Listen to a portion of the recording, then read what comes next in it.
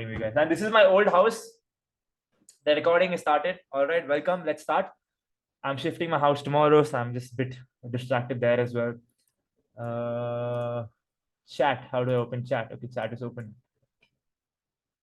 Let's take the chat to the screen. Great. I have two screens. I'll be looking left and right. Today, we learn everything there is about learning about an agency. The goal is to teach you all how to make a lot of cash flow into your company. The goal is to teach you all exactly how to be a competent founder, hire the right talent, generate the right leads. And I have a lot of things to teach you. Like, I am more excited to teach you folks than you are to learn. And this entire call is recorded. I will also share a PPT after the call with the recording. The PPT is not as detailed as this masterclass will be. So when you're looking at the PPT, try having the recording running in the background as well. So you can listen to what I'm saying while looking at the PPT when you train later on after the masterclass. So that's the context. And this is a paid masterclass, but I'm going to keep addressing this as it is free. The reason I'm doing that is because I'm going to give away the entire money I made in this masterclass to someone right here. Yes, I'm not even joking. So around 170 people paid for the masterclass. I think it's 175 now because 5 more people joined. So 175 into 399. So 69,000 rupees. Okay. I'm going to be giving away 69,000 rupees to someone right now on the masterclass towards the end of it. So it's free. And the reason I kept it paid, two reasons. Number one, to give the money away. And number two is to eliminate all those people who join in for free, just to make sure that they don't ask me too many questions and serious founders are not able to ask me. I didn't want a lot of crowd here, right? And yes, I will make sure that it is interactive. I'll turn on your mics as well. Sometimes you folks can have questions. Towards the end of the masterclass, we will do a proper Q&A. And throughout the masterclass, I will be going from point 1, point 2, point 3, point 4. After each point, for a few minutes, I will have a quick Q&A just to make sure everyone is clear about that point. But if I notice any questions that aren't related to that specific point, I'll just skip that. I'll go to those Q&A towards the end of it. Is that clear, everyone? Can I get yes on chats? I want you all to be active, okay? Yeah, I'm sick here. I'm dying. I need energy off of you. So let's go. Let's fucking go. Great, great. This is super informal. I'm going to cuss a lot. If your children leave, I'll refund you the money. Don't worry. If you're adults, please stay here. The goal is simple. I will teach you exactly how I went from a brokey to now making over $100,000 a year. How I have fuck you money in my bank account. How I have a team of 8 people. How I just bought an office of like in Bangalore. Okay, when I say an office, I bought a house for like 3 BHK rented. And that house is going to be converted to an office. I'm also going to live there, that hustle mindset. So any upsell at the end rather than Yap Capitalist? No. Other than Yap Capitalist, guys, there is no upsell, okay? My cohort is not an upsell. It's just to let you know, folks, that it exists. It's nothing more than that. And no, I'm not upselling you anything. I'm going to give the money away from you. You guys are selling me. Like, what the fuck? And yeah, cool. All right. So I have a lot of things written down. I'll also be sharing my screen, a lot of bonuses towards the end. I'm not just going to tell you how I do things. I'm going to actually show it to you. That's the best part. And everything I'm going to talk about in this masterclass, unlike other masterclasses, it's not vague. I'm not going to tell you aise karo, vaise karo. No, I'm going to show you exactly how to do it in detail, in nuances. And I'm going to be talking about the most crucial things. How to start an agency as a beginner with no proof of work. How to scale your agency. How to actually bring in clients. How to close them on calls. How to hire the right talent. Everything in detail. Now, before I even go on to that and explain to you the entire framework I've written here, and I'll share my screen, a quick journey of my own agency. I was at a company doing a sales job. I was getting paid 40,000 rupees a month, plus incentives. For each sale, I will make 2,000 rupees, 1,500 to 2.5K. That was the incentive. And I would do around 150 sales. So I would get like 2-3 lakhs in money there, plus 40,000 salary. I would be making around 3 lakhs a month. And I was the happiest man in the world. 3 lakhs at a young age per month without any talent is like orgasmic, right? And then I eventually got fired for such stupid stuff I did. I didn't know what to do. I didn't have any money with me. I used all of my money. I gave some to my family. I used some to travel. I was living in the small 1 BHK. Luckily, the rent here is super chill, but I didn't know what to do. I was completely cooked. That's when I thought the idea of starting a marketing agency. I always wanted to. The first 1 month, I called my marketing agency a sales agency because I came from a sales background. So I thought in my head, I am a sales guy. I will delegate sales work and train sales team in companies. That is going to be my crux. And the more clients I get, the more sales guys I hire, and I scale my agency like that. The biggest sales agency in the country. That was my mindset. Within a month, I realized that's not possible. And I shifted from a sales agency to a marketing agency. Marketing agency was a big turnoff to me because almost all agencies in India are marketing agencies. It's either a marketing agency or a design agency. And I thought if I go into a saturated market where there are other giants, how will I survive? And I was confused about it. But I did really well. Now it's been exactly 1 year, 1 month. Exactly 1 year, 1 month. I'll also share my screen and show you my company's P&L up until the last 2 months. Now I have a CA, so I don't know how much I make, but I'll show you something interesting. Are you all ready? Let me make sure I don't show the wrong things. I'm worried. Give me a second. I'll remove the tab here, turn this off. Okay, cool. We are ready to share my screen. 3, 2, 1, go. So I'm going to show you exactly how much money I made. Okay, is that clear? Share screen 1. Yes, share. Boom. Do you folks see my screen? I'm not sure what you're seeing. I hope you're seeing the chat. Do you guys see the chat? Can you type yes if you see the chat? I'm not getting yes. Okay, you guys can see the chat. Okay, that means you can also see my sheet, right? Okay, you guys are nodding your head. Great. Here we go. The first month, September 2024, I made 0 rupees. And my cost of running the agency is 0. But other expenses, marketing expenses, that means making my content, traveling was 2,000 rupees. Net profit, 2,000 loss, right? Second month, I made 20,000. Third month, I made 25,000. Very slow growth. Then I made 1.6 lakh, 1.7 lakh, 1.9 lakh, 2.7 lakh, 2.5 lakh. Then finally, it was my birthday, May. I was like, bro, this is my birthday. I've got to make the most money I've ever made. And I made 3.1 lakh. And I was like, holy crap. I'm a dude running an agency with a profit margin of 90% and making 3 lakhs. I was so happy about it. And then boom, from 3 lakhs, I made 10 lakhs, 8 lakhs, 5 lakhs. The last month, 11 lakhs. You see the math here? You see how I went from making 3 lakhs to 11 lakhs? I was making around $5,000 a month. I went all the way to $10,000 plus, right? This is not a joke. This is the actual money that I make. And this is the client breakdown. I can't show you this. This has my client names as well. And I'll show you the expenses: 15,000, 15,000, 50,000, 70,000, 70,000, 55,000, 90,000, 75,000 again. This month, 75,000, I made 11 lakhs. This 1 month gave me enough cash flow to start a company. Sorry, start an office. What am I saying? I was able to open an office because of 1 good month. And now it's 3 lakhs. Now consistently I spend around 3 lakhs because my team is big. We have good talent as well. So that's the context. Are we clear on this, folks? You know the actual numbers now, okay? And I'm going to be fully transparent here. I don't care what anyone thinks of me. I give 0 shits. I make my own money. So it's going to be completely honest.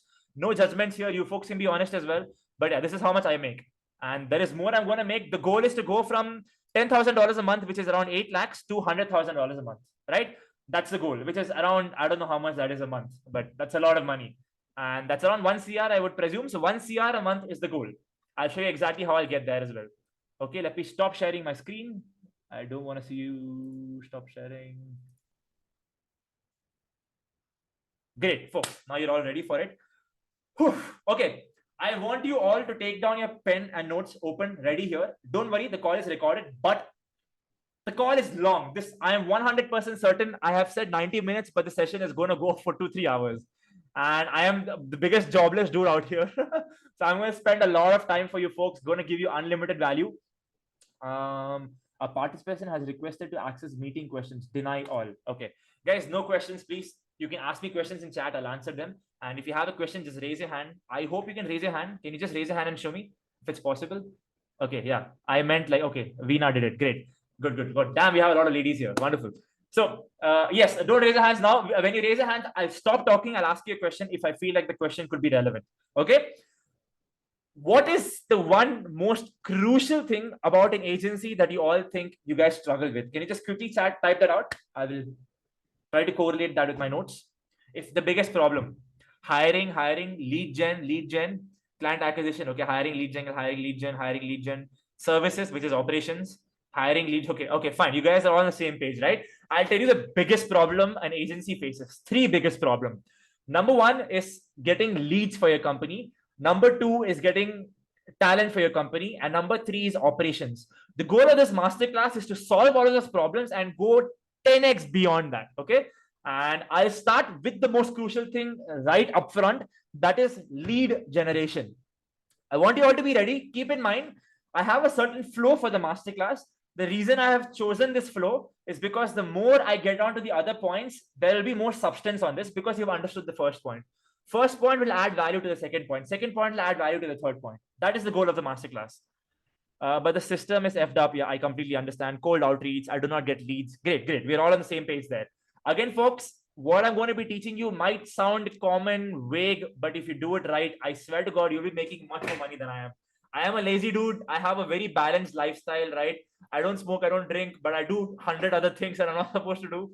So keeping all that in mind, I don't give too much time towards my agency and I still make so much money. Imagine what you folks could be doing. Okay. Will we have access to the recording? Yes. Everyone who's in the masterclass will get recording by tonight or tomorrow. We have a lot of things to go through, guys. Are we ready? I'm kind of excited. Okay.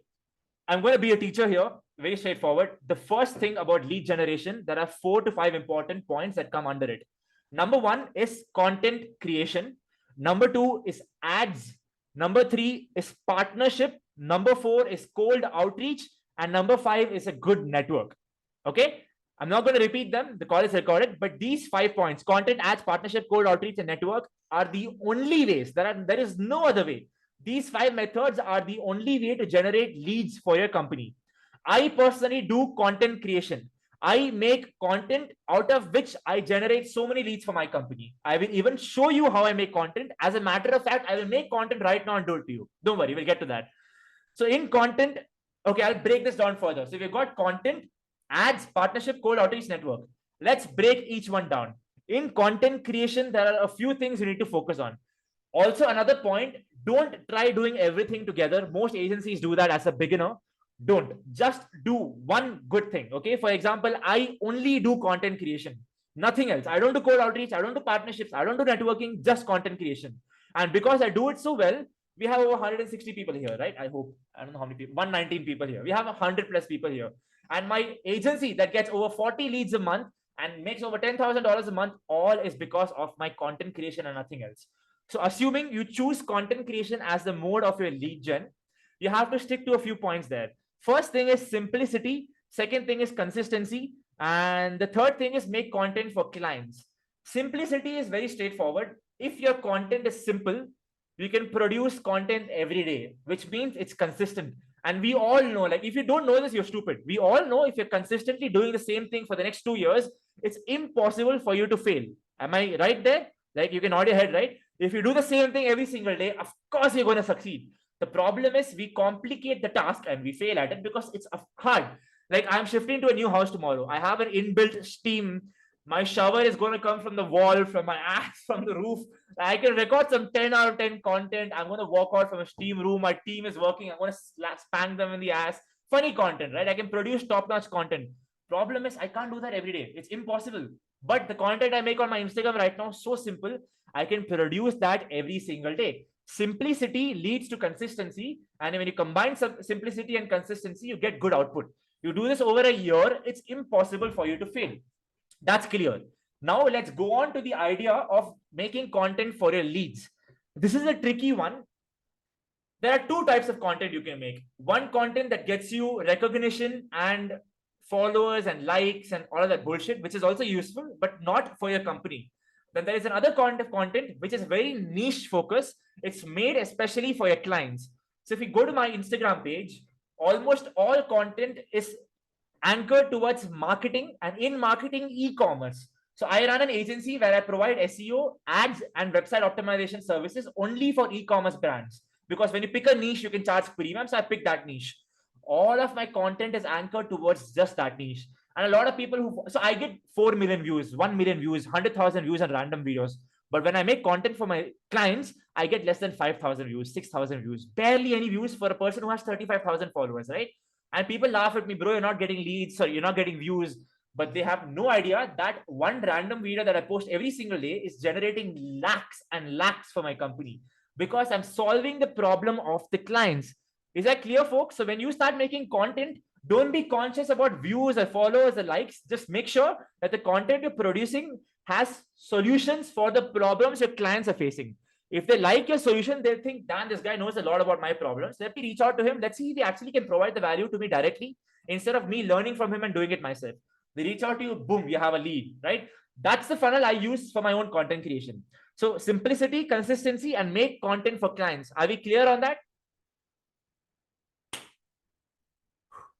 Yes, exactly. Nathan just mentioned that there. Okay, anyway, folks, we're clear on that, right? Now I'm going to do something special. I'm literally going to make a video and I'm going to show you how simple it is. A lot of people tell you that making content is hard. You got to spend so much hours. I'll just do it right now, right? Okay, let's just do it right now. I'm recording. Okay, 3, 2, 1. Let's just practice for a second. What am I going to say? Okay. Hey folks, Gurmeet here. I run a community called Yap Capitalist. The waitlist is open. It's closing very soon. The cohort is starting on November 1st. The idea of that community is there is a leader of, it's an exclusive community where you bring in a lot of leaders and agency founders in one place. The idea is that all of us focus towards building good communication skills. Right now, I am live with around like 100 people, 200 people in the masterclass. All of these are agency founders. Probably a few of them will join the community as well. If you like to join in, just go to the second link in my website and fill up the form. Cheers. I might not post this, but the idea is if I just prepared 5 minutes in advance, I have a content ready. You see the content is right here. I'll click captions on Instagram. Very simple. Captions are generated right here. Okay. 3, 2, 1, boom. Boom, boom, boom, boom, boom, boom. 3, 2, 1, boom. Okay. 5, 4, 3, 2, 1, boom. Okay. Captions are ready. Now I'll check if the caption spellings are correct. I'll add some effects on the caption.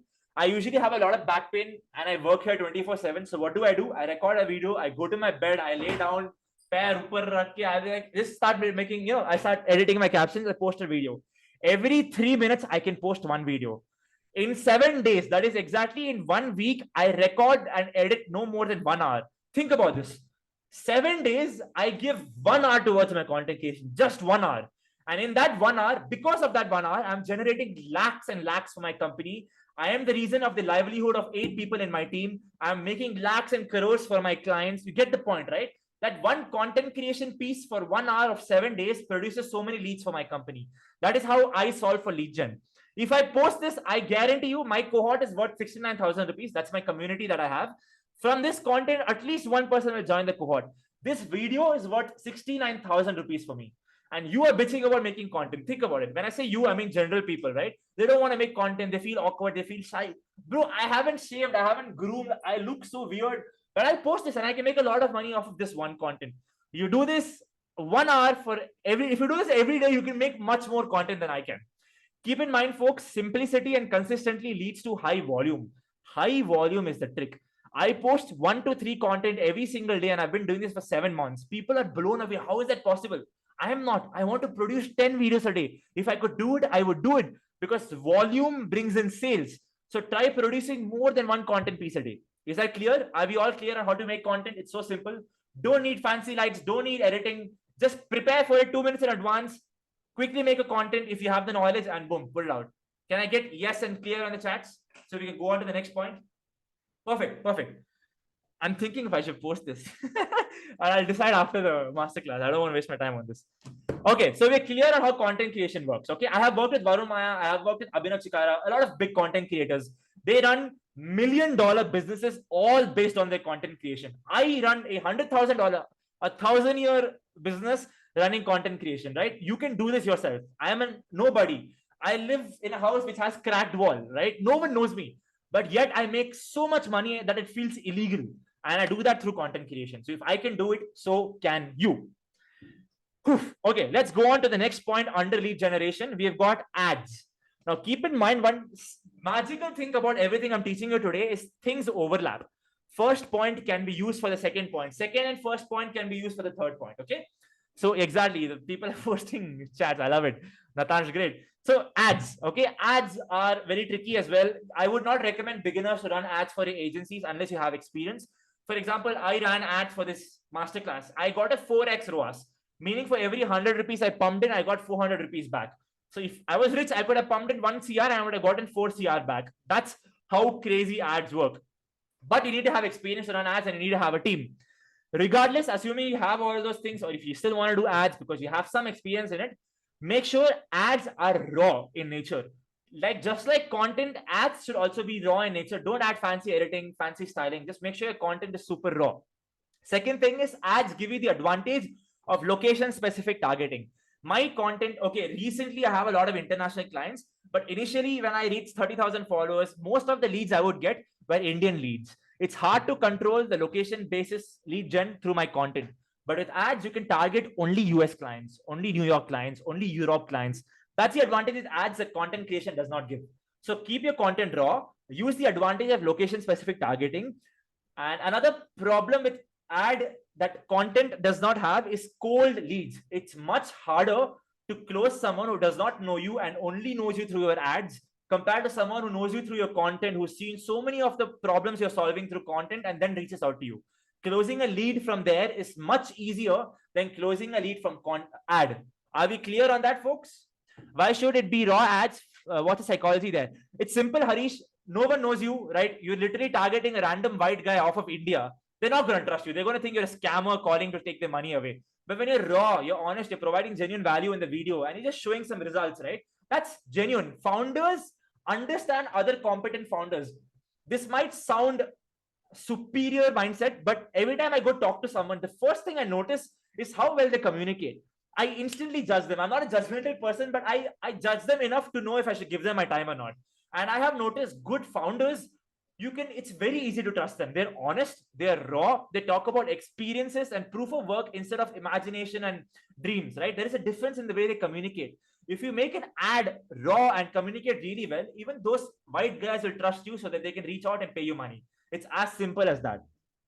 And yeah, keep in mind, cold leads come from ad, warm leads come from content. Are we clear on that?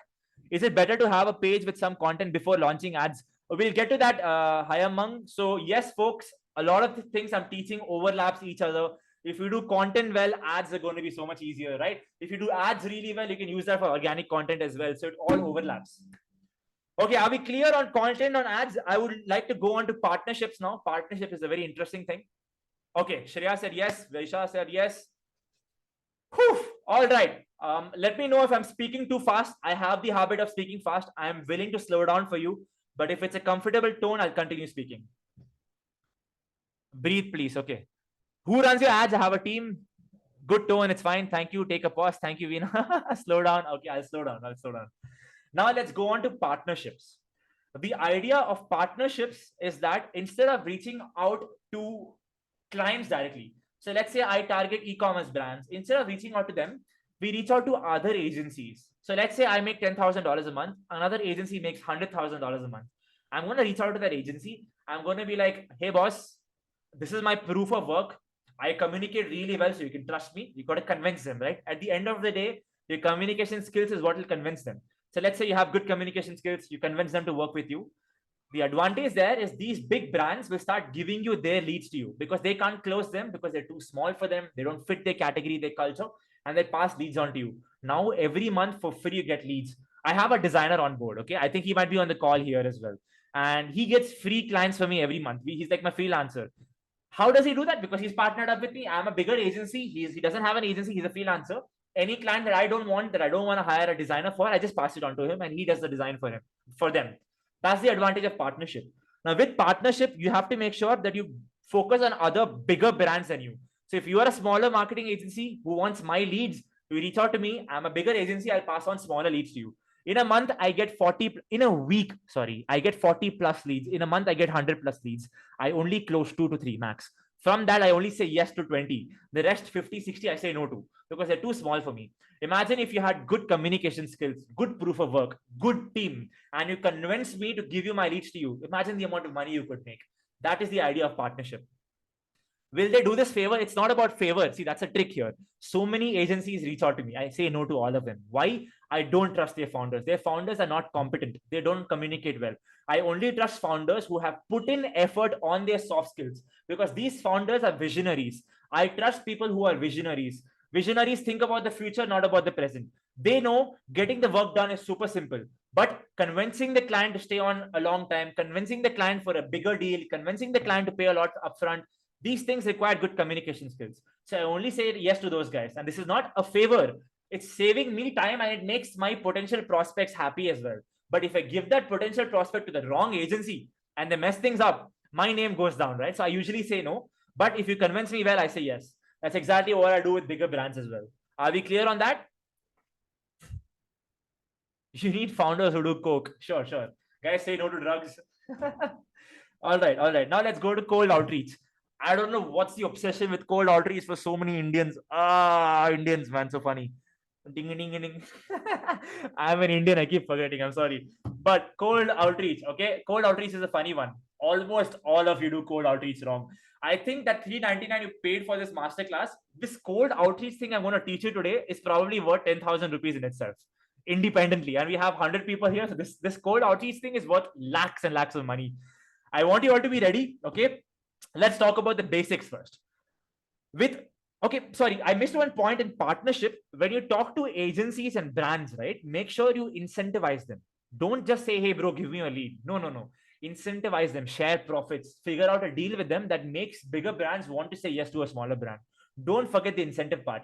And that can also be added to the next point, cold outreach. Any cold email you send, please incentivize them.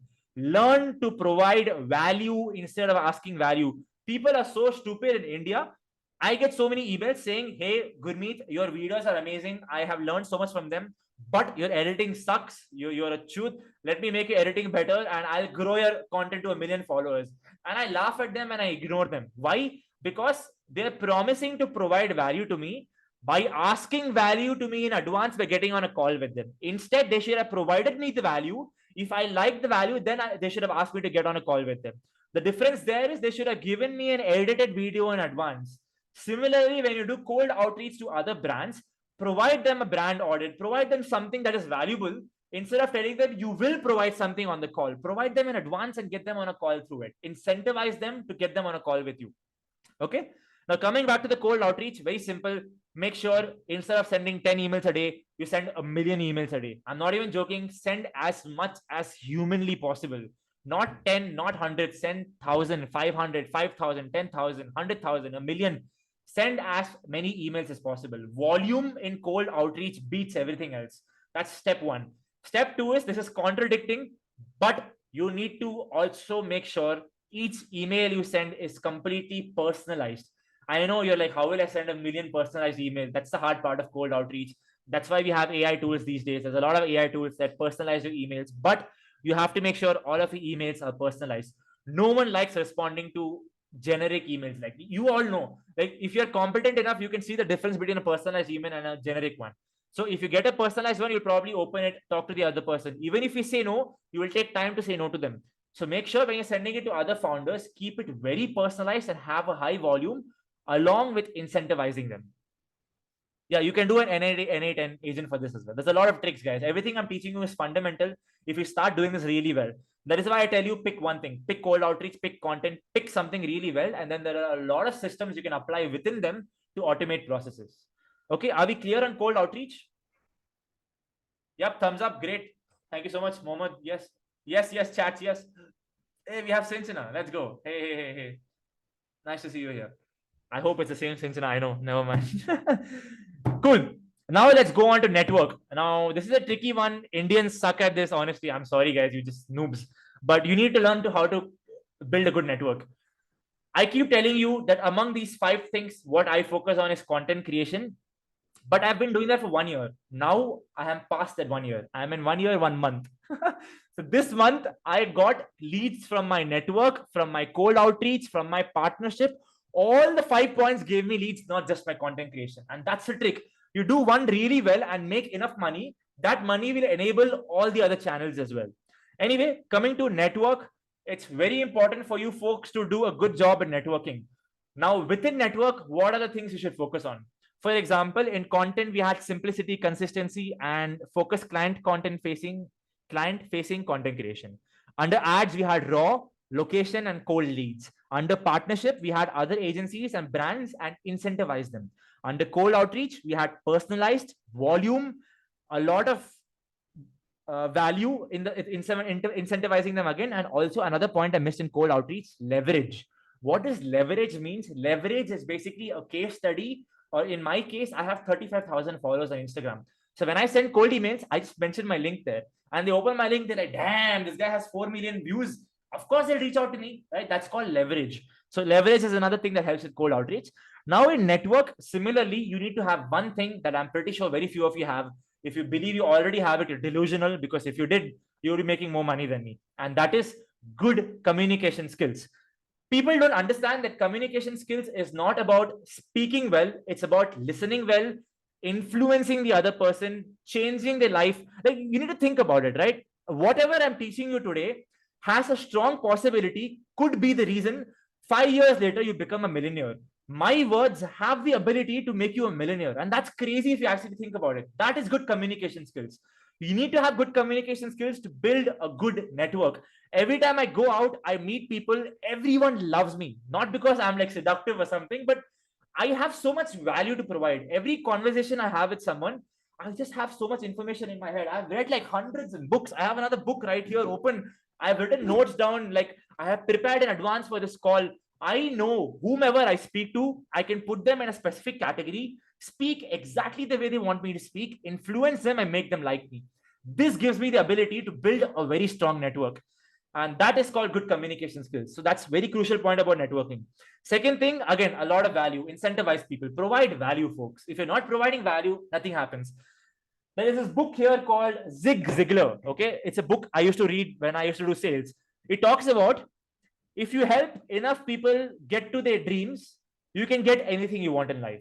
Does that make sense? Right? I am helping 100 people here today get to your dreams faster.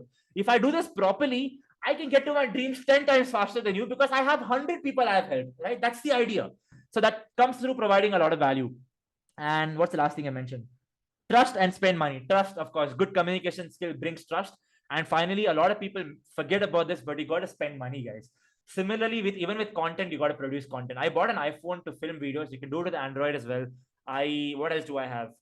I have good looking glasses, so I look sexy on videos, right? This is 10,000 rupees. This is like 80,000 rupees. When I do networking, I travel to other cities. I've come to Bangalore. What else? Ads also require money. Partnership also requires money. Cold outreach requires backend systems. Everything requires money. So don't forget, even networking sounds simple. I have good communication skills. I can do it. No, you got to spend money. You got to go where rich people go. The simplest trick for that is going to gyms. I used to run a steakhouse in Indore, a small city, and I was a 20-year-old dude running a big steakhouse. I had raised money. No one was taking me seriously, but I cracked a deal no one in that city did. I was able to.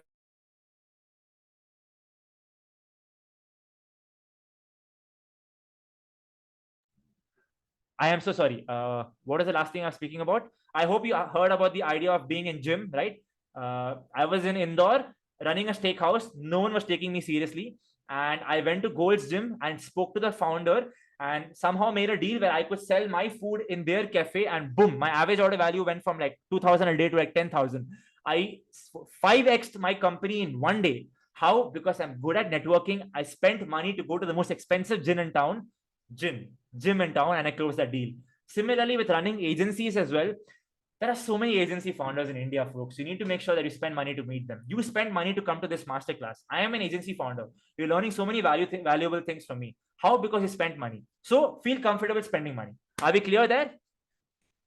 Okay, I've finished lead generation. Are we clear exactly how to generate leads? Like I've taught you everything about lead gen. If you don't understand how lead gen works, bro, what? Just jump off a building. Please don't do that. Okay. But you got it. Lead gen is very simple. It just requires a lot of hard work, a lot of time. Pick one method. No. Of course, I'm not going to teach you the most basic things. I'm going to provide value, something more valuable than any human on this earth has provided. Okay. Are you all ready for this? Can we all stand up? Okay. Don't stand up. Don't worry. Well, I need to stand up. Okay. We're ready, folks. This is very interesting. The trick, the special trick about everything I've taught you right now is you need to learn how to combine these two things. For example, more than 40-50 people joined this masterclass today through ads. These people don't know me. They still trusted my ads and I got a 4x ROAS, meaning I spent 100 rupees, I got 400 rupees back. This is a very good number, right? If I had a lot of money, I could have made a lot of money. Why? How does this work? Why are other masterclasses struggling to do this? Because I combine content creation and ads together. Content acts as a leverage for my ads. I know my organic content has bought in 100 people here. So if I use the same video and run ads, it will most definitely do well. Content acted as a proof of work for me and I ran good ads. Similarly, I know for a fact moving forward, if I start running ads in the US, I will get infinite clients, infinite leads because my content is proof of work. I will run the same content, slightly tweak it for the US audience, and boom, it's going to act like a magical thing for me. So you need to understand how to combine these things. So let's combine them. Step one is content and ads. That's the best thing to combine. If you're already producing content, it's working well for you. You've been doing it for a year. You've learned a lot of things. Now you start running ads, you run ads on the existing content, and boom. That is exactly what Alex Hermosi does. He sold this book called 100 Million Money Model. He made $100 million selling this in one live session. Think about this. I made 69,000 rupees today in this live session, right? This dude made $100 million and he predicted that by naming this book $100 million. That's crazy because he knows that his content has already given him a predictable system. If he spends $5 million on the ads and he does some ROAS calculation, he can make $100 million. He did that and he made it because he had a predictable system through content. That's how you do it, folks. You need to combine two things together. So content and ads. You get that? Are we clear on this? I'm going to go on to another point. Very interesting. So before I go on to that, I want to make sure everyone on the chat says they're clear. Yeah. He did the greatest upsell of all time. Alex Hermosi is goated. I'm trying to be India's Gurmeet Oberoi / Alex Hermosi. So we'll get there. You guys will get me there, all right? Make me money, guys. Pay me. Keep paying me. Okay, cool. Guys, stop promoting. No one gives a shit. Okay, let's go on to. Okay, this is. Are you all ready? Okay, wait. All right. Let's fight, guys. We gotta fight. I'm excited. I hope you folks can hear me. I am gonna keep banging the table, so I might lose connection, but who cares? Whew. Okay. 3, 2, 1. I'm gonna start sharing my screen and I'm gonna show you something beautiful. Please take down notes because this is only going to be in the recording, not in the PPT. You will not find this anywhere else in the industry. Very few people who are doing it are millionaires and they're doing it secretively. They're not sharing about this, but I am because I'm a sellout. So here we go. Okay. Share my screen in 3, 2, 1. Boom. Folks, you see it? You see my screen? Do you see this board here? I need yes on chat. See if you can see this randomly written stuff on the screen. Yes. Okay. Okay, I need water for this for sure.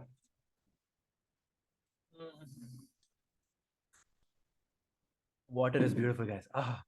Okay, let me open Paint. I'll actually have to teach you this. It's a bit tricky. There's a lot of layers to this, guys. Keep in mind, it seems simple what I'm about to teach you, but there are layers to this. You understand what layers mean, right? So for example, you do cold email, cold outreach. It sounds simple. Send 100 emails a day. You get a lead, get them on a call, close them. No, you got to do research on the client, pick out your niche, draft a copy, then send that copy, make sure your open rate is good, your reply rate is good. Then you have to have a flow for getting them on a call. There's a lot of layers to this, right? So similarly, this also has layers. Okay, before I get to this screenshot, let me explain it to you here. I hope you can understand. So what is cold outreach? CEO is cold outreach, okay? And then I'm going to teach you a new method of cold outreach, which is more better, important, and fun. This is method 1. This is a brand. Okay, B. You send them an email. You get them on a call, which is a call. Brand, call, ching, ching, right? This is how it works. Very simple. Looks simple, sounds easy, but I guarantee if you do this, you're not going to work out. We have billions of people in this country, unfortunately, and billions of people are doing this. You cannot stand out unless you have leverage like me with content creation, or you have a lot of money to pump things into this. Okay, I know people spending around $500 a day, $500 a day on cold outreach, and they still struggle to get clients off of this. This is method 1. Now let's do method 2, which is beautiful. Okay, right. So how do I explain this? Here you have a brand. Here you won't have a brand. Okay. Okay, here also you will have a brand, but instead of sending them an email directly, which is this part, you need to figure out what their wallet shares are. I repeat, wallet share. Okay, wallet. I don't know the spelling of wallet, so I'm just going to write WALT share. Okay. Keep in mind, guys, I don't even know the spelling of wallet and I make more money than you. Shame on you. Right? That's because I have good communication skills. So if you can write wallet better than me, you can make more money than me. It's as simple as that. Now you will. I'll teach you exactly how to do it. So wallet share. What does wallet share mean? For example, this company, let's say it's an e-commerce brand because my clients are e-commerce brands. They're spending $10,000 a month. Okay. Each month they spend $10,000. This $10,000 goes to content agency. C, this is C, content agency. It goes to Shopify. It goes to payroll platforms. It goes to their chartered accountant. It goes to their delivery platform. It goes to their, what else? CRM software, right? You see this? It goes to their social media manager, SMM. So these are called wallet share. Instead of reaching out the brand directly, you need to reach out to one of these people, close a deal with them, because this cold lead, the problem with this system right here is that you get cold leads. The goal is to convert these cold leads to warm leads.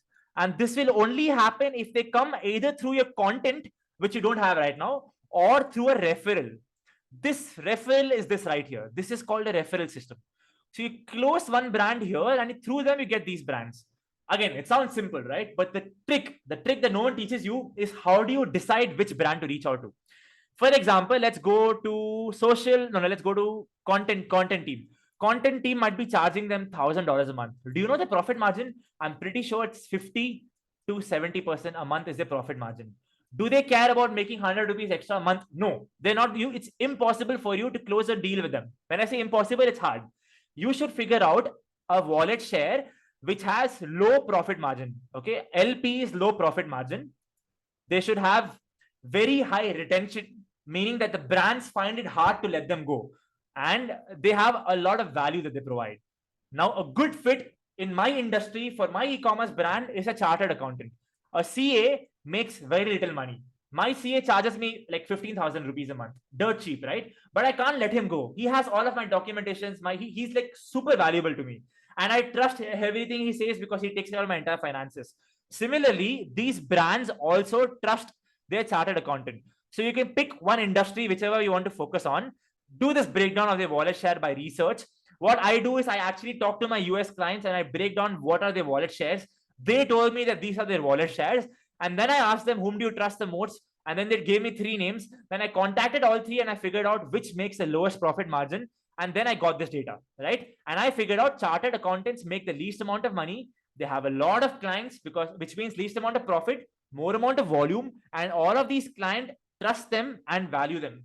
Because of which, if I reach out to chartered accountants and if I have good communication skills, good proof of work, and I show them that, hey, chartered accountant, if you give me your leads from your e-commerce brands, if I close them, and of course I'll close them because I have good communication skills. You've seen my e-commerce portfolio, you've seen my content, you've seen all of these things, high leverage, right? They'll be like, okay, and I'll close them. Let's say I close a client for $2,000 a month. I'll be like, don't worry, boss. Every month I'll give you 15%. 10% is 200, so let's 225 ish, right? $225. Let's say they're charging $100 a month to the client. Now they're getting another $225. So because of me, the chartered accountant's revenue has tripled, right? You see this? I am the reason for why chartered accountant's revenue tripled. And the chartered accountant is so happy. He'll start giving me more leads. And if I do a cold outreach method through this system, where I send thousands of email to one specific wallet share instead of directly sending it to brands, imagine the amount of potential I have, less competition I have, less saturation I have. This might take longer to close, but when I close them, I can get so many leads through them. And you can understand the potential here, right? Very few people know about this and very few people in the industry do this. Are we clear here? Okay, I need to see your charts. I hope you guys are like super, super excited with what I just taught you.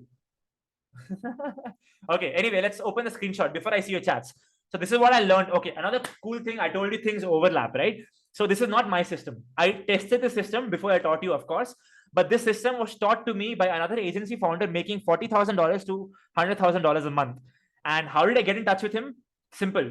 Through good communication, good partnership methods, good cold outreach, and my content. I combined all these 4 things. I convinced him to meet me. I went to his office. I am a stranger. No one knows me. He runs a big company, a big office. I just walked in, directly sat in the founder's room, spent 1 hour with him, and he lectured me on the system. And he taught me, hey, your e-commerce brand, figure out the wallet shares, Shopify experts, FB ad creatives, chartered accountants, softwares, payrolls, figure out someone with the lowest profit margin, highest value, then reach out to them, blah, blah, blah, blah, blah. Okay, are we clear on this? Okay, let me stop sharing my screen. Let's sit on this. Guys, remember, whatever I'm teaching you, unless you sit on this for a long time, the value won't come out of it. So learn to sit on things and add layers to it. Okay, let me look at the chats. Oh boy, we have 22 chats. Hold on. I'm going to skip all of you. I'm just going to go to the last chat. How did you figure out CA has been hired by which brand? See, that's the thing. You got to talk. This is very tricky, guys. It's not easy what I've explained. That's why no one does this. But if you spend time, spend money on this, oh my God, the amount of potential you have is crazy. I'm glad you love it. Is this worth your money right away? Like, I should you not, right? This one thing, like, no one teaches you. When I learned this, I was like, yo, crazy. So same thing with you folks. Target foreign clients. Don't you think an Indian face? How will an Indian face come in a disadvantage? Mohit, think about this. You are not directly targeting the clients. That's the best thing. You're targeting other foreign wallet shares who have white faces, right?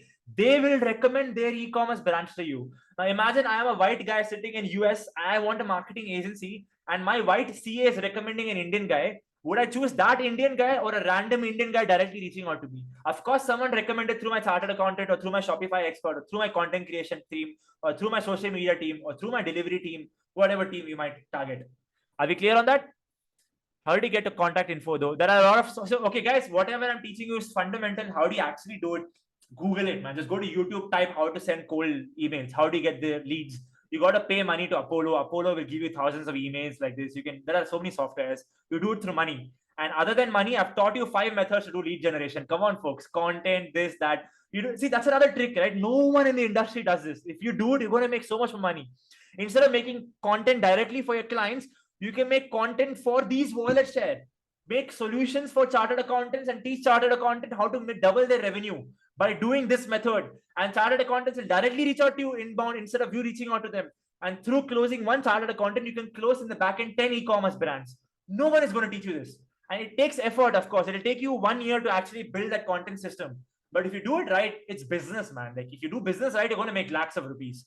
Trust me, folks, I come from nothing. I am super broke. My dad passed away when I was young, single mother, toxic family, abusive shit. I moved out at 18, broke as hell. Now I make lakhs and lakhs. There is something I did right. And what was that? I kept things simple. I did instead of learn. I kept on executing. I kept on failing. And these are the things I did. I'm teaching you exactly what I have done. So if I, a random brokey, can do it, so can you. Okay, genius. Can you share an anecdote or one of the time you did it? I just told you, right? Just reach out to, simple man, reach out to a content agency that ideally makes less profit margins, which is very hard. Most content agencies make a lot of profits. Let's assume this content agency makes less profit margins. This content agency only makes ad videos for e-commerce brands. E-commerce brands are what you want. So you reach out to this content agency, tell them that, hey, all of your brands are aligned with my brands as well that I want. This is my case study. Okay, so another trick. I could keep, there is so many layers to this. If I keep talking about it, it goes on and on. This system is good. This system will not work unless you have a strong cold email copy. You need to have a strong cold email copy.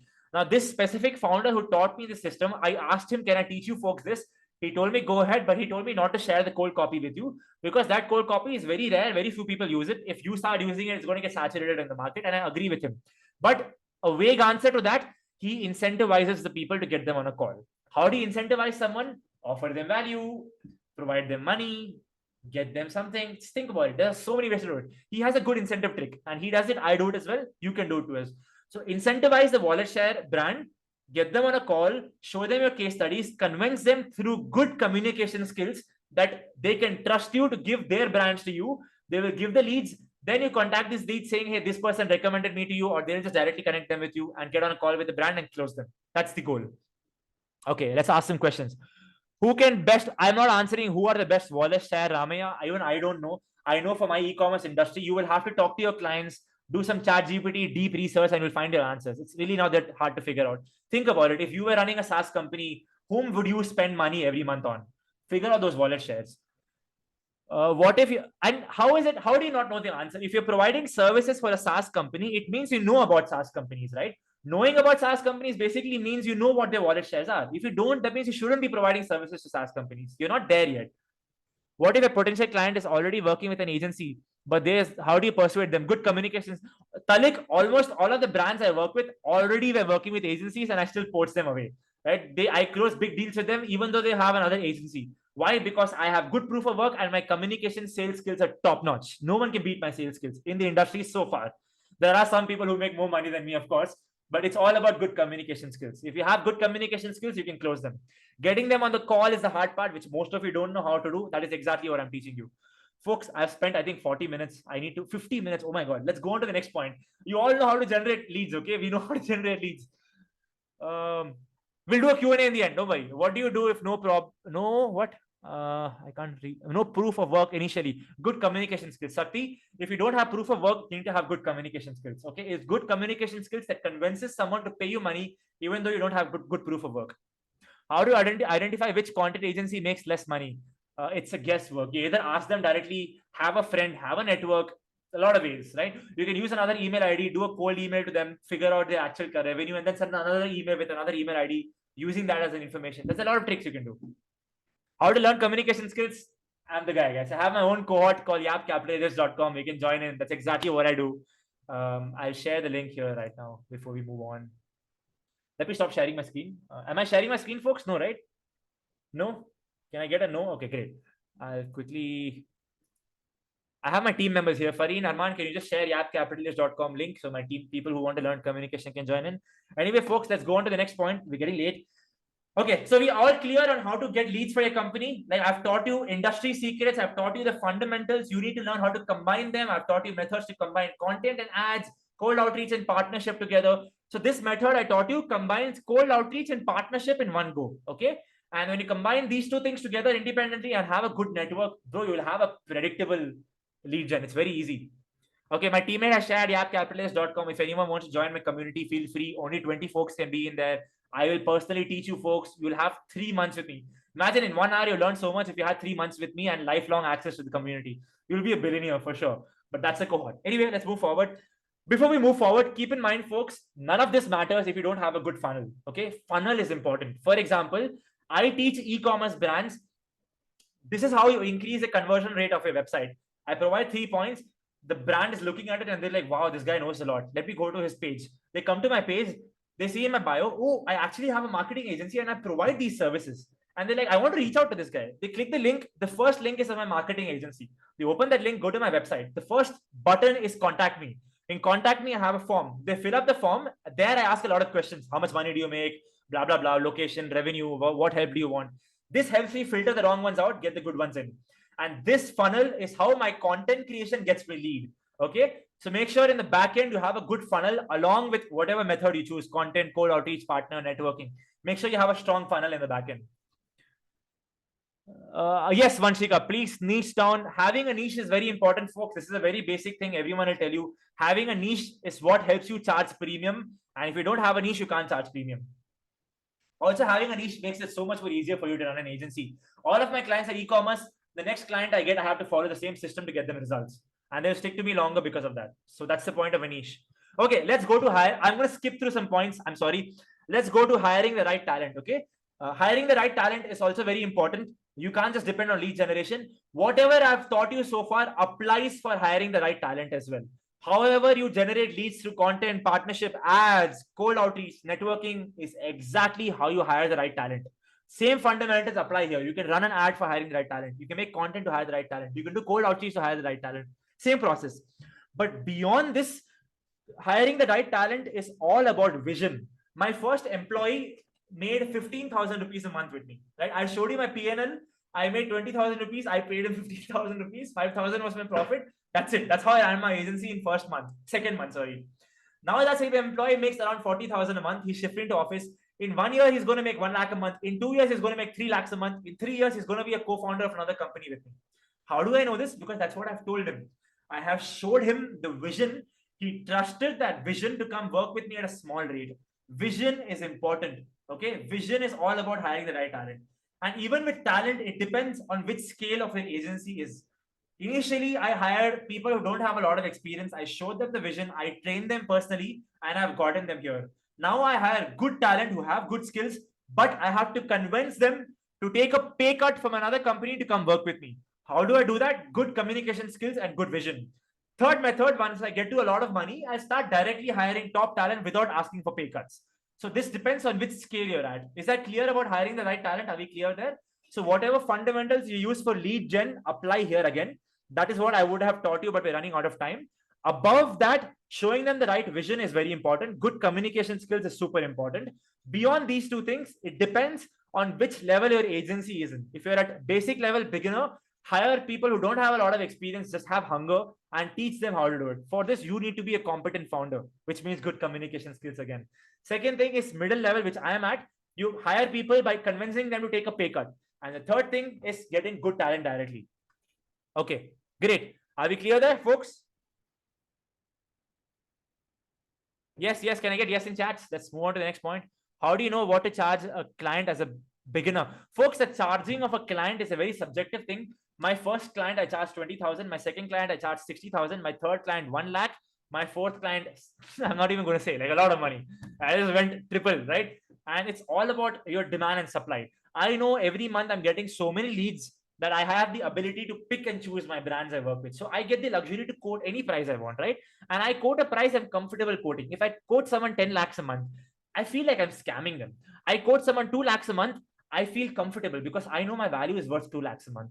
And my time each hour is worth 25,000 rupees, right? This 1 hour I'm teaching you guys, 2 hours is 69,000 rupees. My 1 hour is worth that much money. If I'm giving a client 1 year of my time, they need to pay me a shitload of money. That's how I charge, right? But if I increase it, I might feel bad. If I decrease it, I feel bad. So I find my comfort zone, charge according to that. And of course, I got to pay my team. I got to focus on getting more clients with the money I make from these clients as well. You got to find your own sweet spot. Okay, great. Also, a few important things about hiring the right talent as a beginner and middle and maybe even high scale company. Hire yourself. Don't delegate hiring. Hiring is one of the most important things. Hiring, just like getting clients, is one of the most important things. So please do it yourself.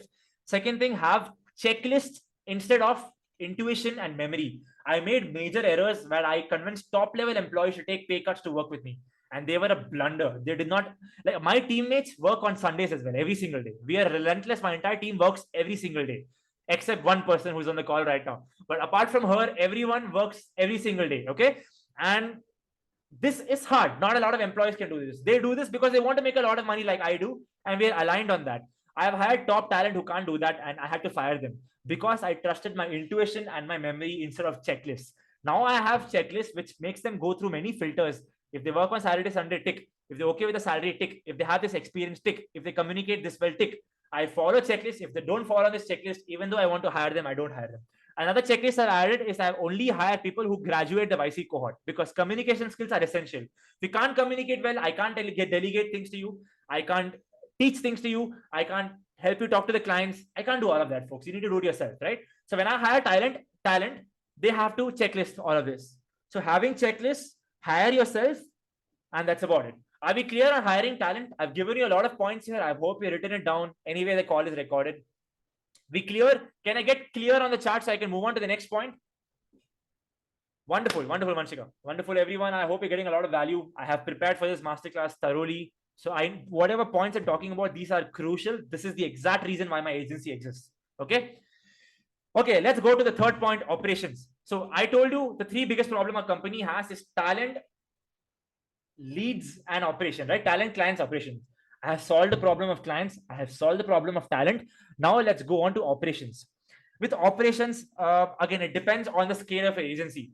Initially, when my agency started, all the operations we had was Discord and what is the other thing? Discord and WhatsApp, I think. Yeah, Discord and WhatsApp. Those are the only two softwares I use to communicate with the clients, to my team, to document process, to build CRMs, everything. Not Slack. I didn't even use Slack. So Monish, Slack and Discord are very similar. I am a gamer. I game a lot, and I'm comfortable with Discord instead of Slack. So I went ahead with Discord. Discord is free, just like Slack. You can use Slack as well, no problem. But pick one software, just Slack or Discord, and that's it.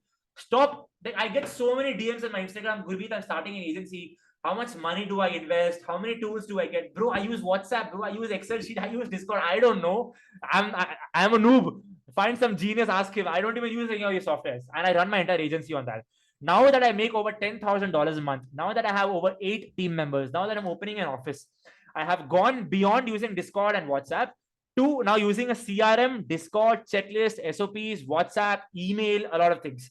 The most important tool from the 6 things I mentioned is email. As a middle class and big agency, it's very crucial for you to use emails. All documentations, all communication for your talent hiring, for your clients, for your operations should happen on email. Email gives you the ability to have record and track everything and see what time what was sent so you can hold people accountable. Is that clear? Email, Discord, whatever, Slack, Discord, WhatsApp, and a CRM tool.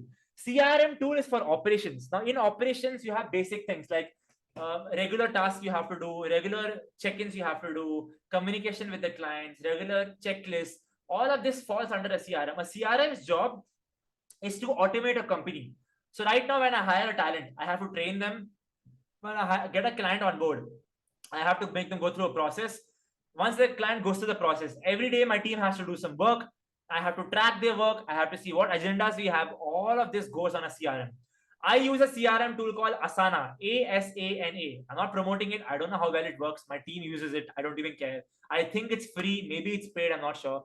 But ideally, ChatGPT now can create CRM tools customized for you. You can just go to ChatGPT and vibe code it. You can even do that. We are too lazy. We don't care about all of that. So we just bought a CRM tool, very basic, or maybe it's free. Regardless, CRM tool is essential when you come to a bigger scale of an agency. Initially, it's not important. Initially, just have a pen. Okay, you see this. You see the board here, folks? This board, right? I have two boards here. One for my agency, one for my cohort. This is my CRM, okay? But now that the company has grown so much that I can't have 10 boards, I have a CRM tool. It's as simple as that. I'll also show you something very useful. As I told you, I'm not just going to teach you, I'm going to show you. So let's see something. Take screenshot if you want to. This is also not in any other, no one else in the industry shows you all of this. Guys, do you see my screen? Do you see the chat here? Can I get a nod? Okay, Ayush, great. I hope I have it. Here you go. So this is a CRM tool I use. Let me show you the checklist we have. This is all the operational checklists. Okay. So number one, again, folks, whatever I'm teaching you overlaps. Okay. So first we had lead gen, then we have talent, and now we have operations. Whatever you're learning, it adds value to the existing point. Combine them, and that's where true value is. So here, this is my Asana software. This is the checklist we have to avoid problems. Almost my biggest blunders, all of them as an agency founders, my biggest clients left me because we made silly errors like typos in the documentation, no professional email or documentation process, no regular reports or updates. These small things, because I transitioned from a complete manual process to a now automated process, my clients left me, right? But now that I have this, they can't leave me because I have proper systems in place. So you can use these systems from day one as well if you'd like to, if you have the money and time to focus on this, and this will avoid a lot of problems. So for example, when I onboard a client, now this is e-commerce client, so I have e-commerce checklist. I onboarding email, WhatsApp group, create task sheet, get meta access, get Google access, SEO audit, blah, blah, blah, blah, blah, blah, blah, A+ listing. We do a lot of them. This is literally why this is the services my company has.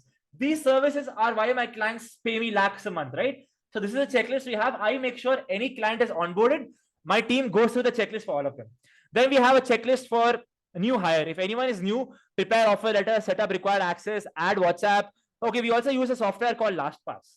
So LastPass is basically a software where you can share passwords with people without actually sharing the password. Okay, you can check what LastPass is. Guys, I'm not going to share this. This is my personal company stuff. So figure it out yourself. Honestly, just go to ChatGPT, man. And this is not something you can do on day one. Let's say you pick a service of doing design for clients, right? You don't know what kind of designs you'll do, what processes you'll have. I figured out these checklists after running my agency for a year. Now we know almost all agencies in my industry, we do all of this for them. You will take a time to figure this out. So sharing this will not be very useful, but anyway, you have recording of this call so you can see it.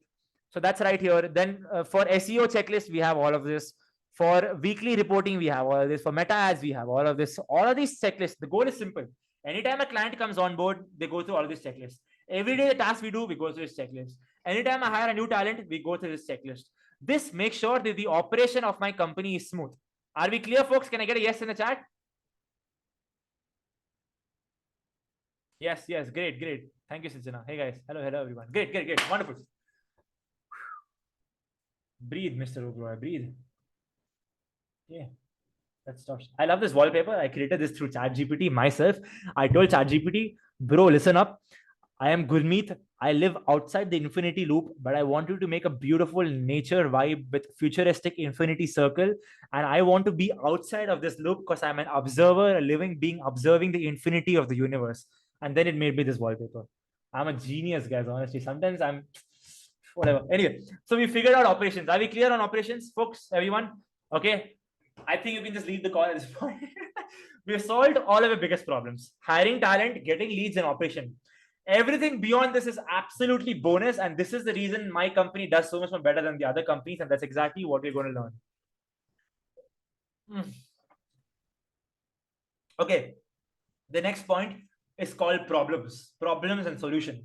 Now, as I told you in the previous point itself, that almost all problems I have in my agencies, which led to my clients abandoning me, were basic problems. Problems such as my employee not communicating well on time, making silly errors in the ad copies, in the SEO copies, not following the brand guidelines, making errors in the ads, operational issues, right? Which can be avoided. It seems simple, but it's super hard to avoid without a very strong system.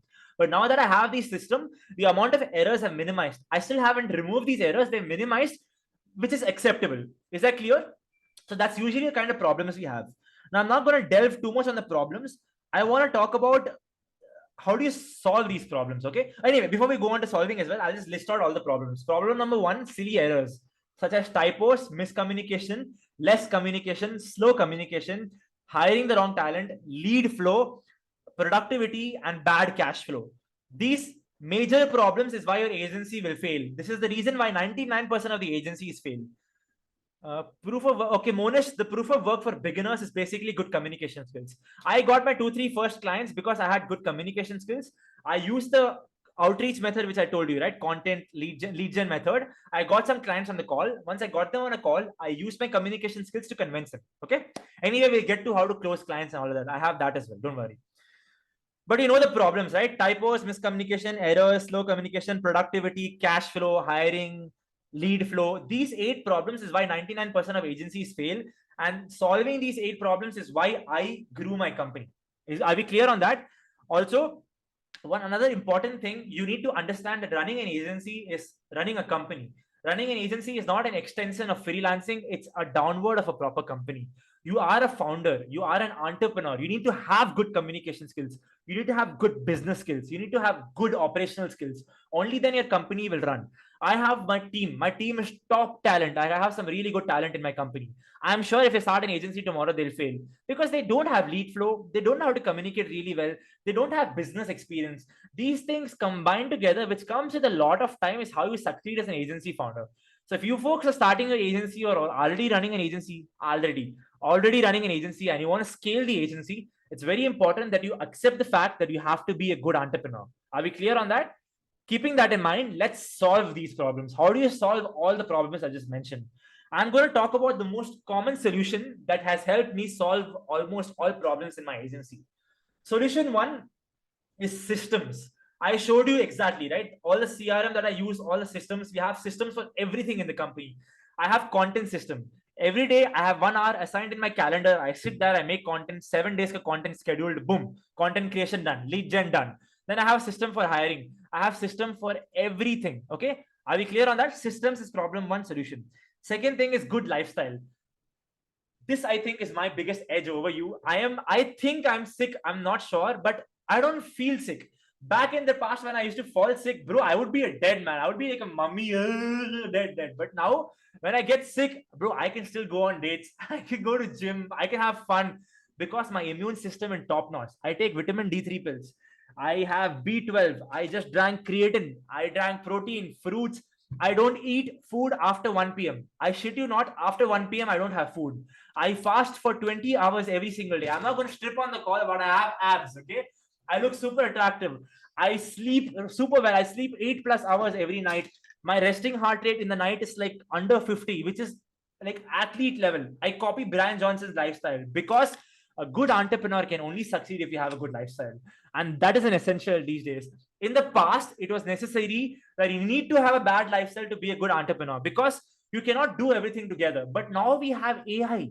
You need to understand a lot of technical skills like designing, marketing, like everything technically, coding, website development can be done through AI.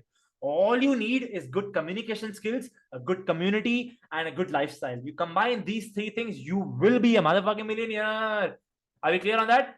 Okay, cool. Systems, good lifestyle, offline work. Offline work is essential as well. For the past 1 year, my company has been online. In the next 5 days, the entire team is shifting offline. I have opened an office in Bangalore. Why? Because in a day, I have to make 50+ calls to my team. It's hard to coordinate with a team online. No matter how cool you think, we are not in a utopian world. We live in a real world. In a real world, you only have Google Meet, Zoom. You don't have augmented reality where my employee can come in front of me. I can slap him. No, I have to get him offline to slap him, right? If he's not getting the work, I got to beat him up. That's only possible in offline. So to control a team properly, spank them in the ass, get work done, you need to make sure your team is offline. So eventually, as a company grows, make sure you have offline teams as well. Stop promoting, guys. I swear to God, I'll kick you out of the call if you promote. I'm sorry, I don't care about your money. You can sue me, but I'll kick you out. Anyway, so okay, Fareen and Arman, if you're on the call, if someone is promoting something, just mute their chat feature if that's possible.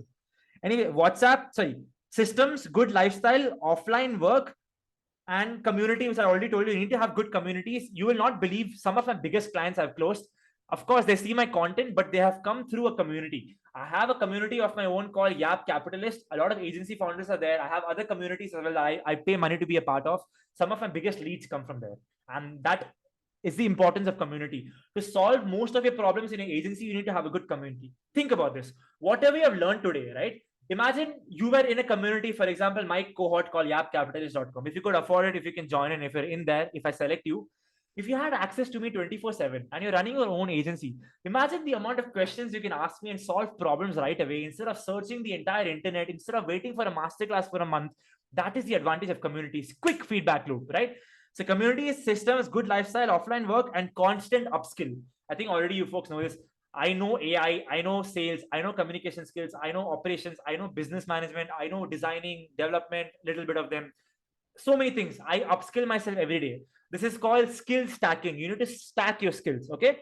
So constant upskill, community, systems, good lifestyle, offline work. You combine all of these things, almost all problems in your agencies will be solved. And honestly, these problems I've just solved for you are not just for agency founders. This is for any entrepreneur, any top level executive in a company that's making a lot of money. If you focus on these 5 points, everything will work out for you. Okay. I am in Bangalore too, would love to meet up. I'm sorry, unless you're super attractive, Monish, or you're part of my communication cohort, I don't meet people.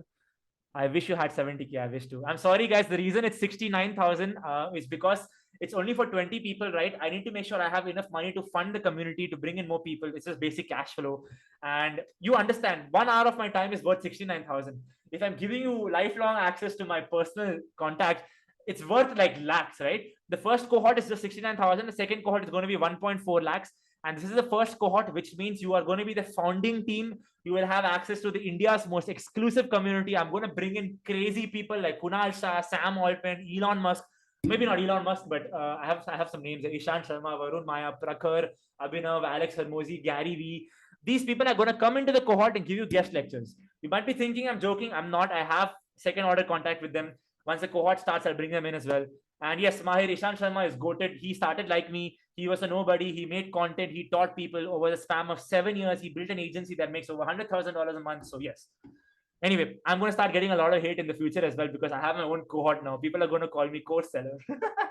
I made a video with you folks today, right? My Instagram video. If I post that, a very interesting thing for you folks, I want to teach you today. If I post that video, 150 people in this masterclass know why I made that video. I made that video to teach you how to make content. The rest, thousands of people will know I made that video to promote my masterclass. But the hundreds and millions of other people who don't know me will think I'm promoting money, I'm trying to scam people, I'm selling courses, right? That is the idea of creating content. You need to understand that you're not creating content for everyone. You're creating content for a certain clientele base, right? So that's why I make e-commerce content just for my clients. I don't care what other people think. Similarly, Ishan Sharma makes content for a specific group of people. Anyone outside that network think he's a scammer. Anyone outside of my network think I'm a scammer. I'm charging $399 for a masterclass, right? But people have no idea the value I'm providing here is worth crores of rupees if you execute on this. So when you make content, don't worry about judgment. The world is filled with retards. Your goal is to be above them, because if you're not, you will also be broke. You're in a country where it's known for poverty and bad communication skills. Our country has built a major system, $1 billion system, which focuses on producing incompetent people through universities and colleges, right? I'm trying to break that system through my community. Of course, I'm going to charge a lot of money for that. And of course, a lot of people can't be a part of that because you don't have qualifications to join. But anyone outside of the system will think I'm scamming. So when you make content, understand that. Don't be hesitant to put yourself out there. It's okay. People will hate you.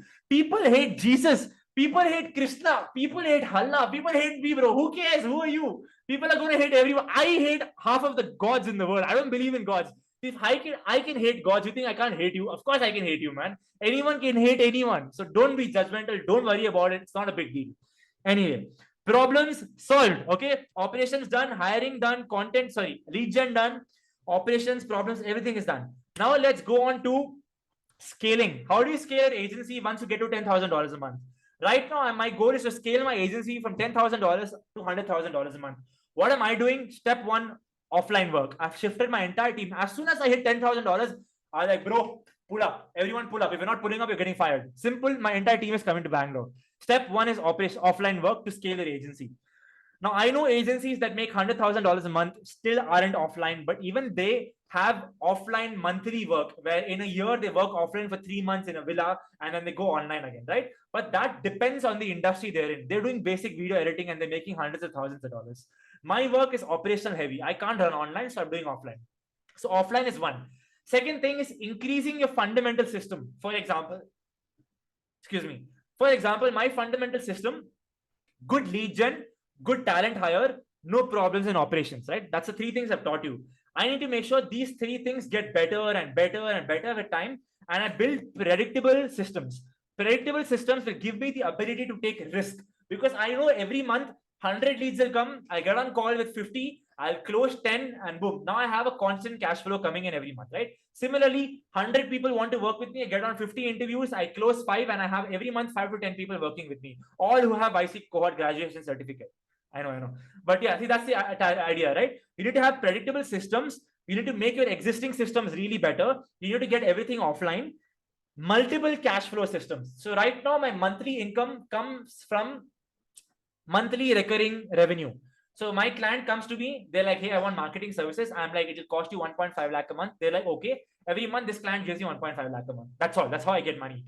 Now I'm introducing new things. I'm going to soon post a 10, 20,000 rupees simple course for my e-commerce brands who can't afford my fee, but still want to learn what I do, that they can do themselves. And they can just buy that course, download it, learn it, teach it to their team and get the work done, right? So this will bring me another stream of revenue. Then I'm going to do consultancy as well. 1 hour of my time will be worth 50,000. If someone doesn't want to charge like 1.5 lakh a month for the next 10 months, they can get me on 5 consulting con 50,000 into 5 is 2.5 lakhs ish. And then whatever I consult will be consulting the teammates and the teammates can execute the task and grow their brand, right? That's another stream of revenue. So consultancy, courses, monthly recurring income. This way you got to figure out multiple streams of revenue. That is how you scale your agency. Multiple streams of revenue, strong fundamental systems that are scaling, offline work. Then we have network effect. The more network you build, the more leads coming through that network as well. That's also very useful. Expanding internationally is very crucial. You cannot work with just Indian clients. Indian clients will not pay you enough. My goal is to get in the next 3 months, charge a client $10,000 a month. I make $10,000 a month right now. I want to charge one client $10,000 a month. It's very hard to do that in India.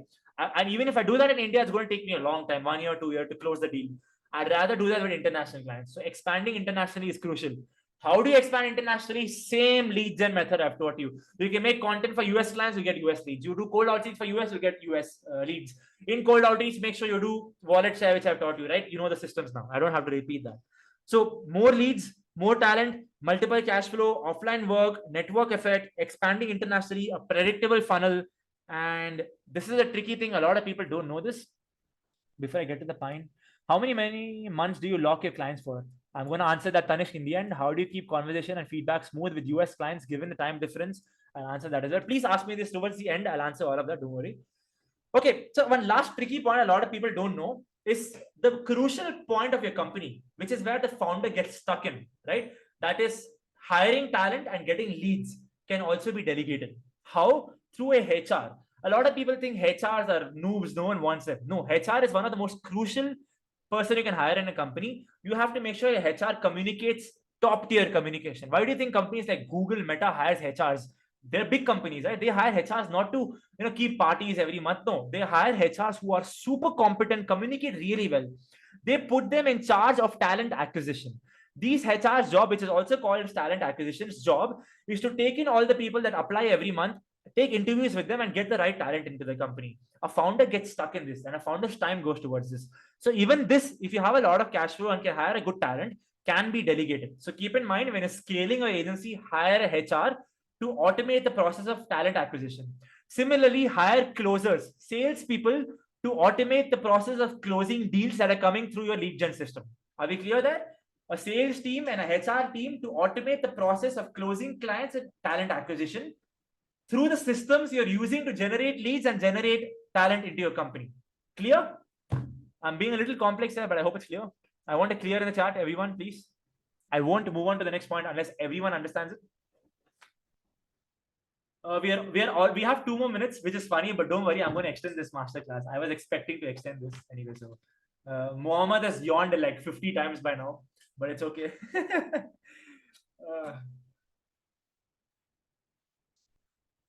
I hope you folks are learning a lot. Damn, even when I was making these notes, I was like, bro, if I had access to all of this when I started my agency, I would be a motherfucking millionaire. No. Niching down is very important. Everyone asking me about niche, it's very important. What you said for leads, how to delegate that? Okay. So first thing you do is you build a very strong lead gen system through, I told you step 1, right? Content, blah, blah, blah, blah, blah. You build a lead gen system, which is bringing you monthly leads. You hire a sales team to get on a call with these leads and close them and get money into your company. Right now, I have to do this as a founder. You can delegate this to a sales guy as well. So a sales guy for closing leads and a HR guy for closing talent. That's how you delegate the process, which is the most hardest thing to delegate, which is talent and closing deals. Are we clear there? Bilal, I have a team of 8 people running ads for me. So no, I don't do it. Okay, let's go on to my favorite topic, guys. I honestly love. Okay, this is not my favorite topic. This is my second favorite topic. After this, I have my favorite topic, but this is closing. How do you close clients on call? This is something I'm really good at. That is something by how I'm able to make so much more money than you. And if you guys are a part of my cohort, I hope you guys can afford it and join my cohort. I'll teach you more about this as well. But it's all about communication skills fundamentally. Anyway, I'll teach you some other points that can also be helpful for closing clients. Okay. Number 1 is prepare in advance. Preparation is one of the most underrated things in this world. All of us have been taught in childhood, in school and college, to prepare for your exams, but no one did, right? Because no one cares about exams. But when you have to make a lot of money, the same fundamental applies. You still need to prepare in advance. You're not going to believe me. Whatever I'm doing with you right now, yesterday I did this for 2.5 hours without a Q&A. Meaning there was no one on the call. I was sitting alone, acting like you guys were on the call, looking at your imaginary chats and preparing and practicing the entire thing. I had already written this down and I was going through point after point, drinking water, standing up, dancing around. I knew I was going to do all of this today. And I practiced everything. And the session went for 2 to 2.5 hours. I took a break for 10 minutes in between. Imagine, minus the Coke, of course. So it took me 2.5 hours to take a practice session without you folks. So I know that this session will also go for 2.5 hours minimum, right? That is called predictability through practice. A lot of people don't practice. They just get on a call and they fumble. When you do cold calls, when you do sales calls on Google Meet, you need to practice, folks. Without practice, you will fumble. So practice in advance is the most crucial point. That is the highlight of closing calls. Also, closing is one of the hardest things to delegate. I told you can do it through a sales guy, but there are not a lot of salespeople out there. Salespeople charge a lot. Like I know people who make $100,000 a month, other agency founders, even they to this day as founders close deals, right? And that's the thing. That's the whole point of my cohort, is to teach you people how to do that. And closing is one of the hardest things to delegate. It's really hard. You can't. You have to have a lot of communication skills, a lot of preparation in advance, and certain tricks that I'll be teaching you. Second thing you can do is immaculate communication skills. I've written this down. It's called immaculate communication skills. Have 10 out of 10 communication skills. I'm going to skip this point because I've already mentioned it so many times. Third thing is a PPT. So I'll explain my funnel, right? A client fills up a form on my website. I have their number. I will look through their website. I see the products they're selling. I do some math. I'm like, okay, this guy can afford me. I take out my phone. I'm like, yo, Bob, what's up? Gurmeet here. You reached out the form. You're like, oh my God, Gurmeet. Wow. I'm like, yeah, bro, what's up? What's up? And I'm like, you reached out. Do you have any help? Do you need anything? They're like, yeah, blah, blah. I work with this agency. They suck. This is my brand. This is the goal I have. What do we do? I'm like, okay, this guy sounds good. Cool. Cool, Jack. Give me 2 days. Let me schedule a call with you on Google Calendar. Give me 1 second. I have an email ID. Blah, blah, blah, blah, blah. Call is scheduled. Can you please check on your Google Calendar if the call is scheduled? They're like, yeah, I got it. Perfect. I'll see you in 2 days. Boom. Done. Close the call. I booked a call right away. On the call, I make sure that they check their calendar so you see the call is booked. Call is booked. Boom. On the Google Meet, I have 2 days now to prepare. In that 2 days, I don't, of course, prepare. I have so much practice. I don't have to prepare anymore. But my team, I send them the form. They have access to the website, their revenue, and they make a 10 out of 10 PPT, which I'll show you towards the end. Don't worry. But the goal is you have to make a PPT, make a really strong PPT that will convince them to work with you on the call and present it to them. Okay. Do we need international closer for foreign clients? No, bro. I have international clients. I've closed all of them myself as an Indian. You just need to have good accent, remove your Indian accent, which is a part of my cohort training, by the way. I'll teach you how to neutralize your Indian accent. Okay, that's a part of the training. Anyway, you can close international clients yourself. Don't worry. My voice is going. God damn. I have to shift to a new house today, guys. I'm so exhausted.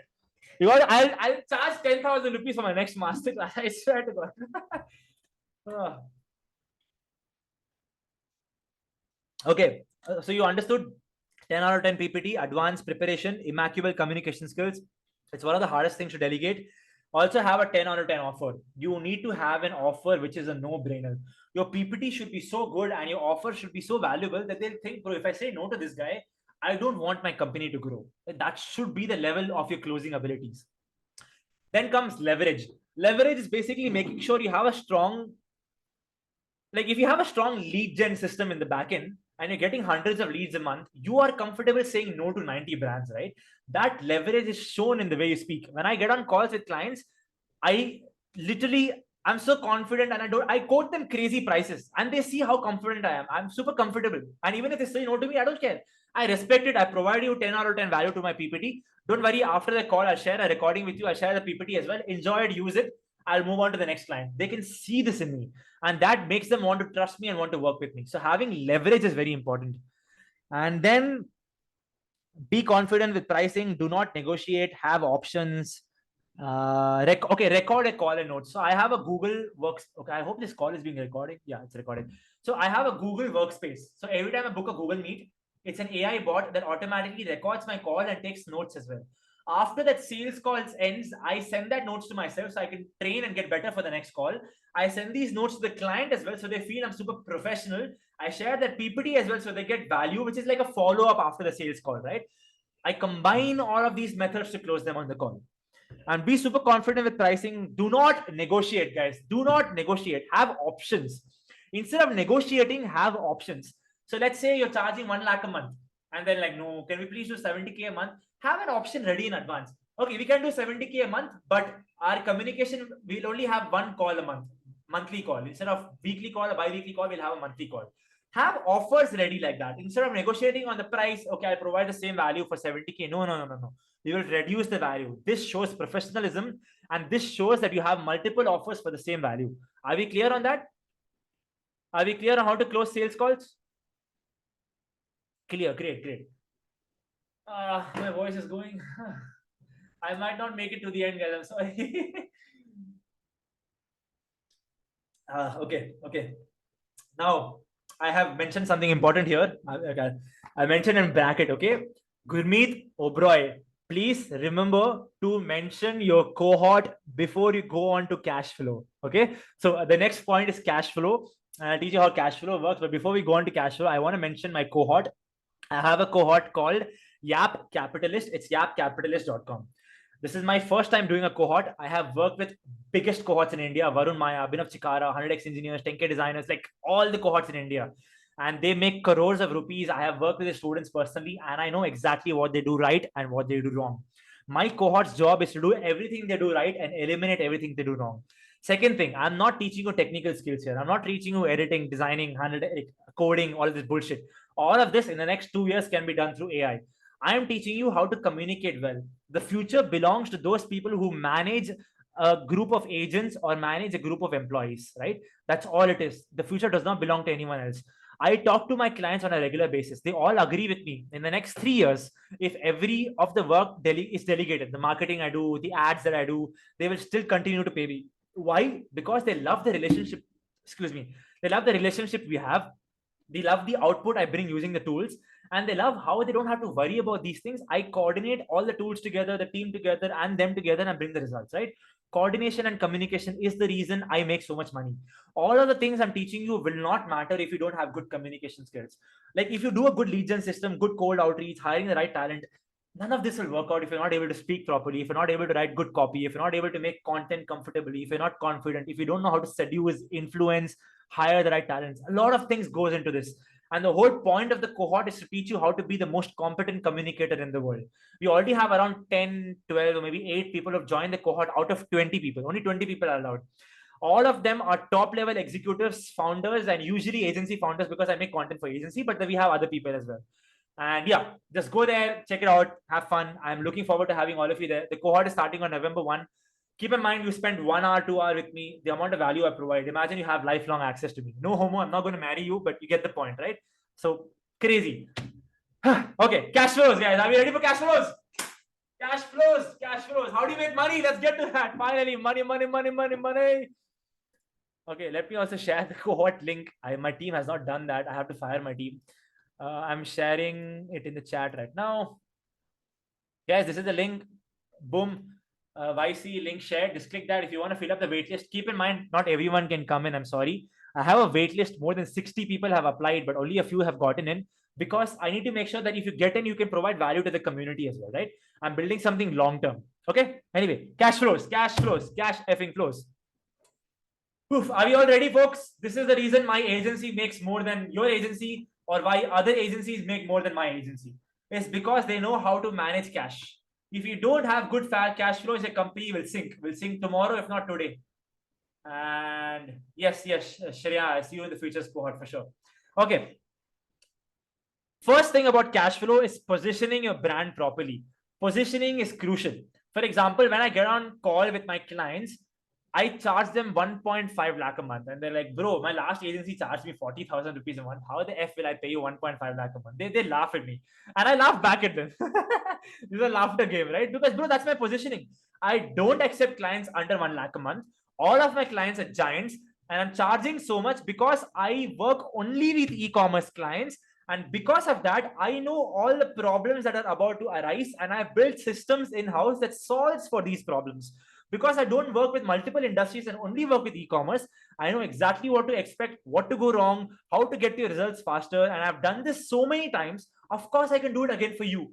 And the client is like, damn, this makes sense. Let's pay him 1.5 lakhs because it's worth it. That is called positioning. Positioning comes through your branding, through your communication skills, and through your proof of work, and through your niche. Are we clear? Good niche, positioning of branding, proof of work, and communication skills is how you choose good positioning. I want clear on chat here. Okay. So good positioning helps you charge a lot. Clear. Okay, great. Keep in mind, guys, positioning sounds like woo-doo-doo, but it's a big deal. You need to learn how to position. Even my cohort, for example, I'm selling you my cohort, join my cohort, I'm building a community. Like, I'm only taking in 20 people. I know for a fact if I reduce the price slightly, I can get in like 100 people inside. But no, I want to build an exclusive community. That's the positioning I'm going with. So that the next batch I do, which is going to be 1.4 lakh, I can sell that, right? Because only 20 people will be allowed in it, not more than that. And 20, 20, 20, in 1 year, I'll have like 60 people in the cohort. All 60 people are going to be like aura-filled best communicators in the country, all rich as F. That's the kind of positioning I'm going with. Same with an agency. Try to have a strong positioning. Positioning can make or break your company. Okay. Second thing I do in my agency is options. I have 3 options for payment. Now I have 4 because I've gotten to that point. But let's say I get a client on a call and I'm like, I charge 1.5 lakh a month. They're blown away. They're like, what? I can't afford 1.5 lakh a month. I'm like, don't worry, I got you. You're so amazing. So for you, I have an offer. Instead of 1.5 lakh a month, you can do 1.2 lakhs a month, but you have to pay me 3 months upfront. Boom. Right? If they say yes to it, I now have 3.6 lakhs in my bank account instead of 1.5 lakh. Right? So I technically make them pay more, but less for them over the long run. If they say no, I'm like, okay, pay me 1 lakh. From 1.5 lakh, I went to 1 lakh, but pay me 6 months upfront. Now, instead of 3.2 lakhs, I have 6 lakhs in my bank account. I made them pay more, but for less money. They're like, no. I'm like, okay, pay me 80,000 rupees a month. But instead of 6 months, maybe 1 year. And now they're like, right? So that's the idea. You need to have options like this. Now, this sounds like, who's going to go with this? I shit you not. Almost all of my clients say yes to 3 months or 6 months. Very few clients say yes to 1 month. Every deal I close for 3 lakhs to 6 lakhs. Every sales call I do is worth 3 to 6 lakhs. That's crazy, right? And I'll tell you exactly how this works. I'll tell you why I do this. Number one, right? Number one, why I do this is to avoid negotiation, because positioning is important. If you negotiate, your brand positioning is instantly diluted. But if you have options instead of negotiation, the client's job will not. So when I say client's job, sorry, I mean client's mindset will not be diluted. They will still respect you because you have options and they can choose the best option suited for them. Number two, cash flow. Think about this. If you charge 1.5 lakh a month, but I'm charging 1 lakh a month, but because I am closing you for 6 months and you're closing another client for 1.5 lakh a month, let's even forget 6 months. Let's just say 3 months. I'm closing a client for 3 months, which is 3.6 lakhs. I'm getting 3.6 lakhs into my bank account. You are getting 1.5 lakh in a bank account in month one. Who do you think will succeed? I have 3.6 lakhs, which means I can outspend you to hire better talent, spend that money to get more clients who will also give me more money to get even more clients, and boom, boom, boom, boom, boom, company grows much faster instead of this company going steadily and slowly, right? That is exactly how initially I showed you my P&L sheet. I went from 3 lakhs a month, I went to 10 lakhs a month because that was the one shift I did. Instead of charging people monthly, I was like, fuck it, let's charge 3 months. 2 clients paid me 3 months. That was 3 plus 3. I made 6 lakhs, and the rest of the clients paid me 4 lakhs anyway, monthly. Boom, I made 10 lakhs, and I was like, yo, good me the rich. Right? That's how you do it. You got to charge monthly, quarterly, or yearly. Have these options, and you will see how fast your company grows. I think this one point is the biggest reason why my agency grows faster than most agencies in the country. And I have seen other agencies who make $100,000 a month do this. They close a $10,000 deal. It's just $1,000 deal, but they're charging 10 months upfront and they're making $10,000 right away. That's like 8 lakhs. They close a deal for 8 lakhs. And I'm like, damn, bro, it's a lot of money. That's exactly how they do it. And that's how you should do it. Okay. Yeah, if you negotiate a brand value is diluted, please don't do that. What services do you provide in 1.5 lakh a month for Indian clients? Aryan, I do e-commerce services. I do SEO, paid ads, and website optimization. I don't charge this. I don't charge based on my services. I charge based on my brand positioning and my communication skills. They don't pay me for my services. They pay me for my ease of work, for my business consultancy. Like I have a lot of value to provide to them. If I'm providing so much value to you, imagine brands, the amount of value I can provide them. If I provide value to you, you have to work for another 2 years to make the money, right? These brands, if they execute my work today, they can make money tomorrow because they've already built a brand. That's why they pay me so much. How do you decide you want to work with e-commerce brands initially? I just got lucky and I got 2 e-commerce brands and I just went with that. Can you explain wallet share with a bro? What? I'm not going to explain wallet share now. Guys, someone explain wallet share, man. I'm tired. But anyway, we'll have a Q&A in the end. I'll get to that. But are we clear on the cash flow, right? Position your brand. Don't negotiate. Have multiple offers instead of negotiation. These offers will enable you to bring in money today instead of money tomorrow. Keep in mind, money today is worth much more than money tomorrow. Money today will help you outspend your competitors to hire better talent and get more clients. Are we clear on that? Can I get a yes in the chat? Come on, guys. Yes, yes, yes. Yes, I get the entire. See, guys, the reason I'm negotiating, I'll tell you. Instead of charging 1.5 lakh, why do you think I'm charging 1 lakh? Because I'm getting the entire money upfront. That is the reason I'm reducing the budget for them. So let's say they pay me 1.5 lakh a month and they're paying me for 6 months. They're paying me 50,000 extra each month for 6 months. 6 5s are 30. I think that's 3 lakhs extra. But they can save 3 lakhs if they pay me 6 months upfront. That is the advantage for them. And the advantage for me is I get the cash flow. And I'm completely honest on the call. On the sales call, I tell them the reason I'm doing this is because I get cash flow, which means I can deliver good results for you with better money. Think about it. Even the client will think, right? If he's charging 6 lakhs for me, meaning he has more money to spend to provide even better results for me. This way, your positioning is even stronger. Your branding is even stronger. Every point I'm mentioning adds more value to the previous point. Keep that in mind. It's all about positioning. These offers will make a brand much, much more stronger. Are we clear, guys? Are we all clear? You understand the psychology, right? This is human psychology. This is not just sales skills. This is actual human psychology. Okay, what else is left? Spend to get more clients. I've already mentioned. When you make more money, you have more money. You have more money, you spend more money to get more clients. You charge in 3 months more, you get more money, and boom, boom, boom, boom, boom, you get rich. Okay, this is how the rich get richer, guys. This is the exact technique they use. And better talent as well. Also have upsells and downsells. Okay, upsell is very important. Downsell is very important. My upsell is, I don't have an upsell yet. I'll have it once the office opens up, but I'm going to provide content creation as a part of my e-commerce agency as well. Right now, I don't do content creation, right? So upsell will double my revenue instantly. That's an upsell. Downsell is if you can't afford my prices, don't worry. I provide consultancy. Just pay me like 25K, 50K an hour. I'll provide consultancy to your team. Boom, I get 1 lakh a month from that. If the downsell is not working, don't worry. Don't pay me anything. Just go follow my Instagram. They have a lot of content for free. You can consume that content. That's another downsell. I get a follower, I get likes, I get views. And this guy will share my content to other e-commerce founders. I'll get brands through there. If not, they go through my content every day. They warm up and they come back and they pay me. That's a downsell, right? So downsells, upsells are very important. Having upfront charging pricing is very important. Having offers is very important. Do not dilute a brand. Have strong positioning. And the last point is hedging. Is content for ads not included in the? Is content for ads? No, I don't do content, guys. I don't provide content. Yes, I ask them to create their own content or get another agency for content. Hey, Gurmeet, is there a limit on how much clients can you handle? There is no limit. The limit is how well you communicate. If you cannot communicate as well, it means you're the problem. If you can communicate well, you can have 100 team members and you can have 100 clients, 1,000 clients. Not a problem. It's all about your communication skills, your systems, whatever I've taught you, right? It's all about that. If you combine them together, you can scale your agency. Last point, guys, hedging. This I learned the hard way. When I made silly errors because I didn't have CRM systems, some of my biggest clients left me. I was lucky to also have small clients that I had closed initially. These small clients kept my company afloat. That's when I learned the idea of hedging. Hedging is usually used in stock market. You got to hedge your bet. So even in running your own company, don't completely initially. Later on, you can do it, but initially, don't just go behind big clients or just go behind small clients. Have a combination of both. Because if a small client leaves you, you still have a big client. If a big client leaves you, you're cooked because 80% of your revenue is coming from there. What will you do then?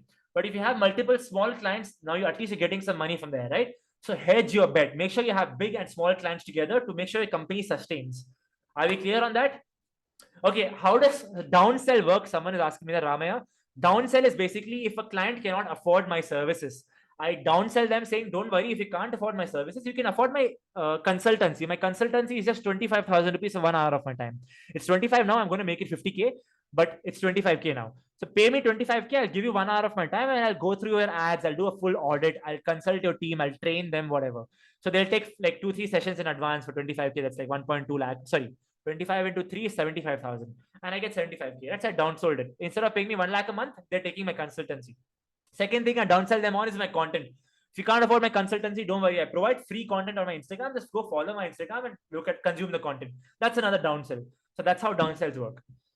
Okay, I think cash flow is also very clear. We have upsell, downsell, hedging, spend more money to get more clients and get better talent. Have multiple options. I have 3 options right now. I'll have 4 options soon where I charge 80,000 for 1 year. Then we have positioning your brand. Positioning is how you make or break a company. And you have to make more than your competitors. That's how you survive. And you only make more than your competitors if you get tomorrow's money today. Okay. How do you communicate ROI to your clients? By having proof of work, by showing other references and having really good communication skills. Like a founder will trust you if you have the founder's mentality. It's as simple as that, honestly. Like you need, like founders can recognize other founders because they see the struggle you've been through. They see that the things you're talking about are not bullshit. Like I had a call with, I'll tell you something. I have a client, a very big client. They want to expand in Australia. There's an Australia founder who reached out to us saying, we've got funding. We will buy a partial of a brand and take care of it in Australia. And we were like excited. We got on a call. The call was for 15 minutes. Both me and Mike, the founder who's running my client, basically, both of us understood that that person is not competent. The things that they were talking about, marketing, content creation, organic sales, but none of that is relevant. You haven't spoken to us about warehouse, profit margin, delivery charges, shipping charges. How are you going to get the products from India to Australia? Like these operational issues is exactly what a founder would focus on. You're not focusing on these things. It means you're just a beginner. You haven't gone through these things, right? A founder can recognize this. This comes to good communication skills. That's what my cohort is for. Anyway, so if you want to show, what is the question again? The question was, how do you convince something or something? I don't know. Founders can recognize founders and good founders have good communication skills. That's the point I'm trying to make. Okay. I'm tired. Are we clear, guys? Cash flow is done. Scaling is done. Problems is done. Operations is done. Hiring the right talent is done. Lead gen is done. 6 things are done. Are we clear on all of it? Can I get a clear? Clear. Wonderful. I'm glad you guys learned a lot today. Like if I had someone like me, bro, I would marry him, honestly. No homo. But yeah. How easily you say doubling up the things. Thank you, Ganesh. I'm assuming that's a compliment. I don't know. But my voice is gone. Fuck. I have a date today, guys. How will I speak? Shit. Okay. No, don't worry, guys. I have more. Bro, I'm gonna keep providing value to you guys. Like, not, I should not. I'm gonna give more value. Okay. Now I'm gonna share my screen and I'm gonna show you everything. I'm gonna show you my PPT. I'm gonna show you how I use my AI tools. I wanna show you everything. Here we go. I want to find my PPT. I forgot to. Okay, hold on. I'll call my teammate. I need my PPT, guys. I forgot to save the PPT. 1 second. You can take a break, guys. You can ask me some question in chats.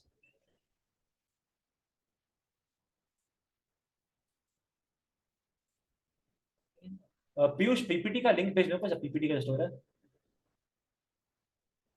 हाँ जो सब PPT का हमने एक Excel sheet के अंदर रखा है ना हाँ फटाफट अभी व्हाट्सएप में भेज मैं कॉल पे हूँ So having a team is so cool, guys. I can just call people. Come kar rahe. Honestly, guys, it's fun. Like if you treat your team well, and that's another thing, right? Let's take a break for a few minutes and let's just talk. I make a lot of fun of my team. Like I don't pay them well, I make fun of them, but they all love working with me because they have the same vision as me. They know I have grinded my ass for the past 7 years. They know I have a salary that's close to or slightly more than them. I don't even take my company's profit. I save everything and I have a salary. They know my output is much better than theirs. They know the amount of hard work I do is more than theirs. So they're willing to work with me. They want to share their vision with me and they want to make a lot of money with me. So you need to be a good founder. You can't just run companies because you know systems. No, it requires you to be a good person, really good communication skills. Like I can't stress.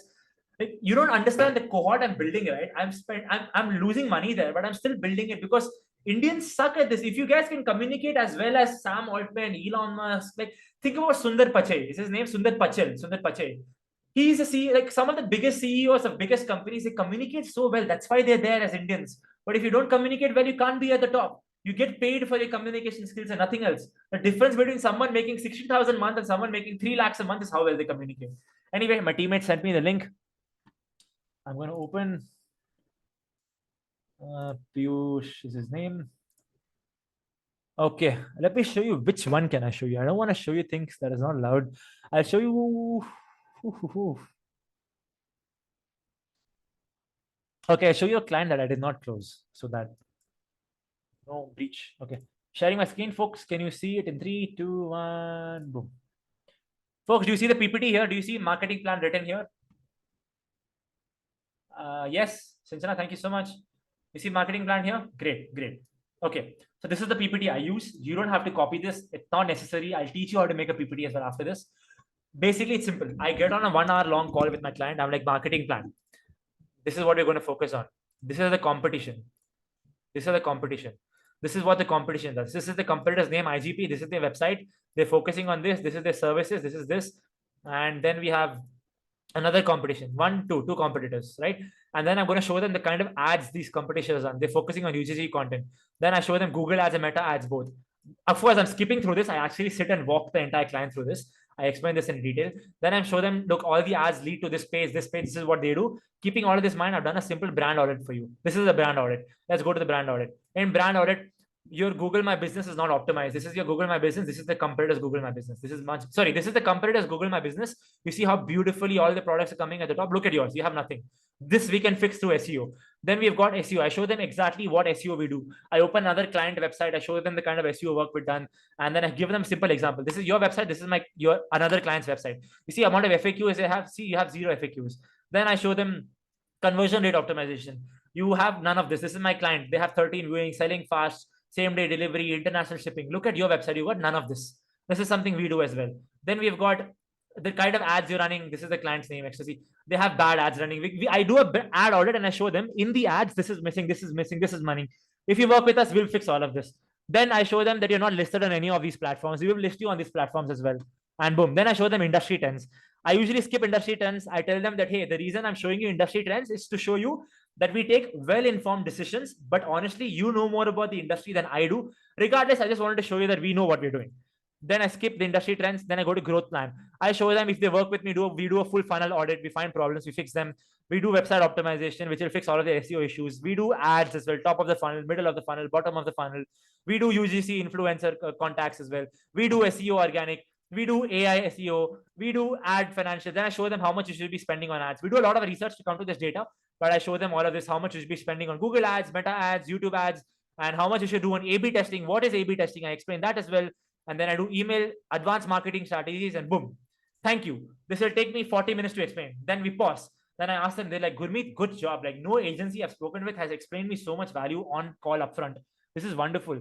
And then they ask me a lot of questions and then I close them. Are we clear? Like, this is the advantage of having a good PPT. Can I get a clear in the chat?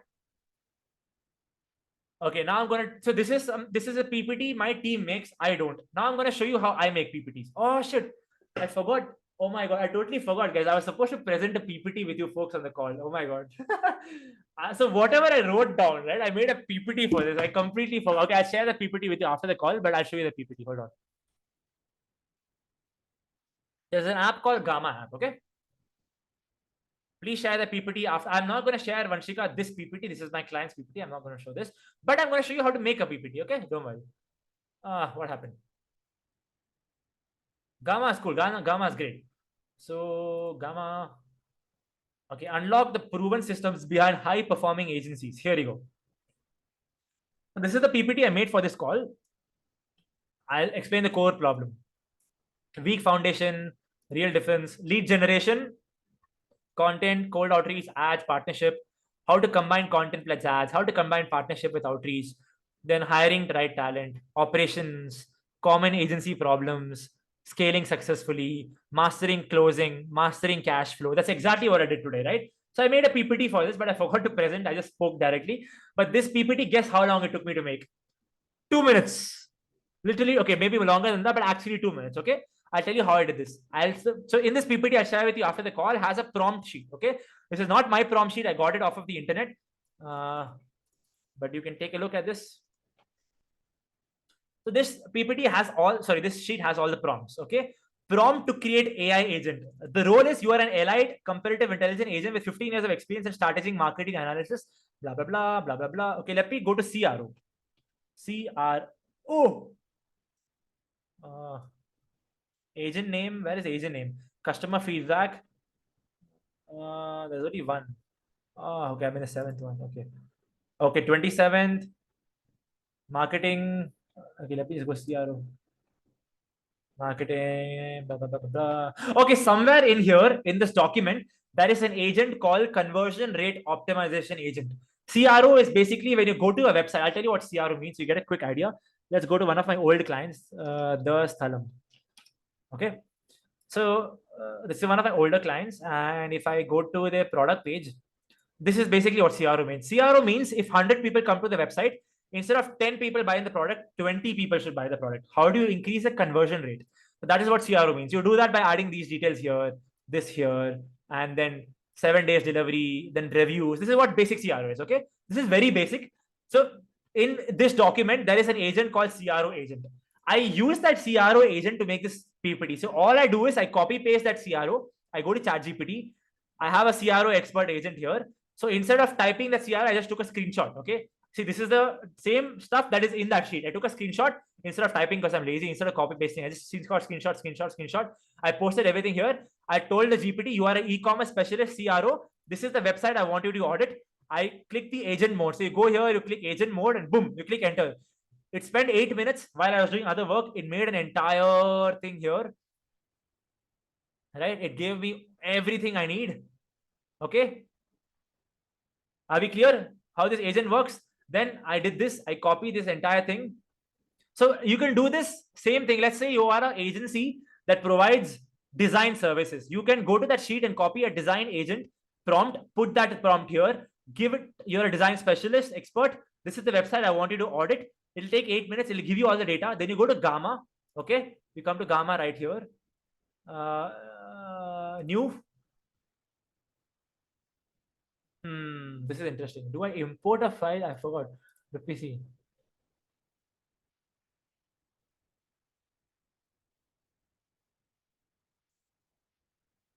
Okay, download. Okay, downloading it is better, I would say, because that's how I usually do it. PDF downloaded. Okay, boom, done. Downloaded. Then you go to Gamma again, and you upload a file. CRO agent. Boom. So you can do this with any industry, right? I'm doing it with CRO because my company offers this website optimization services, ad services. You can do any kind of audit. For if you're a design agency, you're going to design audit. This will take less than 3 minutes, and this there you go. Boom, done. A presentation. Yes, continue. I will choose concise. This is my design I want. Blah, blah, blah, blah, blah. This is the top. It's already here. The document is right here. And 10 cards generate. It's free, of course, by the way. You can't even believe, I can't believe we live in the world of AI, guys. Fully free. And on the call live within 5 minutes, I have built a fully beautiful presentation for my client that I can pitch on the call. Look at how beautiful, look at any US client. If he looks at this, he's going to be sold. Like this PPT alone is worth thousands of dollars if you know how to communicate well. It'll exactly point out, it'll do a deep research. So this GPT, right, did a proper for 8 minutes. 8 minutes, it did a full deep research on this specific website. Okay, it got out all the data from this specific website, full, very detailed execution. And then it gave me the solutions and the problems. And then I made a PPT out of that. Boom. Landing page optimization score, 60%. We can increase this to 80%. Testing strategy roadmap. How do you solve problems? Look, this is beautiful, right? You see how crazy this is? You can even design change. You can add a different color. You can do a lot of cool things with this. This is exactly how I made the other PPT, which I will share with you after the call, which is for this webinar as well. Completely. It took me 2 minutes to make the PPT. If you fix all of these problems, you can tell the client you can make over $1.2 million. Okay, rupees, sorry. Crazy, right? Like if the client sees all this, he will be sold instantly. Anyway, I'm going to stop sharing my screen. I've showed you a lot of things. Are we clear? Did you guys understand what I just did there? Yes, I'll share the prompt document as well in the PPT. So in the PPT, I'll be talking about everything I've taught you. In the last, there'll be the prompt document. Don't worry.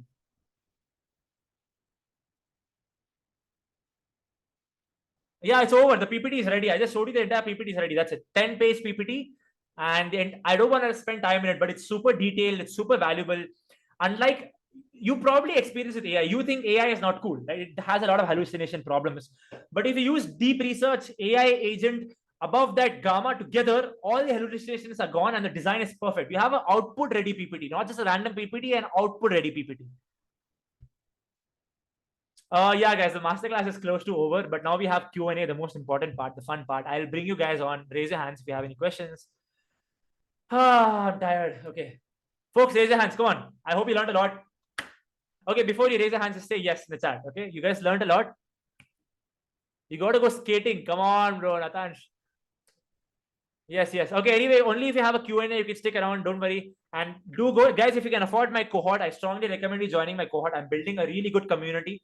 Everyone from the community is guaranteed to be rich. Okay. See you all if you have leaving right now. Oh shit! Oh shit! Sorry, don't leave! Don't leave! Oh no, 100! Don't leave! No! Oh no! Okay, I forgot. I'm doing a giveaway. Okay, 20 people left. I'm so sorry, man. You can watch the recording, guys. Anyway, 100 people. I forget, guys. 69,000 rupees. I'm doing a giveaway. Okay, I forgot. Guys, the cost of the cohort is 69,000 rupees to join the community. It's a lifelong access. Right now, I'm doing a 69,000 rupees giveaway. Anyone who goes and applies for the cohort will get full scholarship to join my cohort free of cost. So that 69,000 rupees is waived off. Plus, you have access to the cohort. To me, you will be part of the cohort, lifelong access to me, all the community. Only one person will get that, not everyone. And that person, the way I'll qualify that person is if you can provide value to the cohort. So anyway, the 20 people who will be part of the cohort will provide a lot of value, but this was one person should be super exceptional. Okay. So yeah, for that one person, completely free scholarship. That is the idea. And the cohort is starting on November 1st. You can go fill out the waitlist right now. One person will get scholarship. The rest of you have to pay. Please only fill up the scholarship if you can afford the cohort, because if you don't get the scholarship, I don't want to waste both of our times, right? And yeah, how do you apply? Go to a website called yapcapitalist.com. I'm putting it in the chat. It's a community I'm building. You will have 3 months curriculum with me, multiple live sessions, beautiful time. The goal is to make you the most aura-filled communicator in the country. So you can close deals, top level execute, manage teams, be CEOs, be founders. And we already have a few people there. And I'm looking forward to having you all there.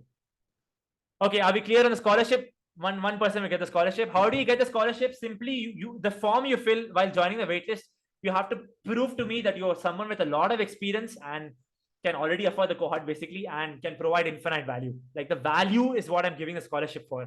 I should feel the community needs you more than you need the community. Get it? That's how you provide it. But anyway, even those who don't get the scholarship, I promise you, like this 399 rupees is worth lakhs. Imagine if you spend 69,000 rupees, that's worth crores and crores of rupees.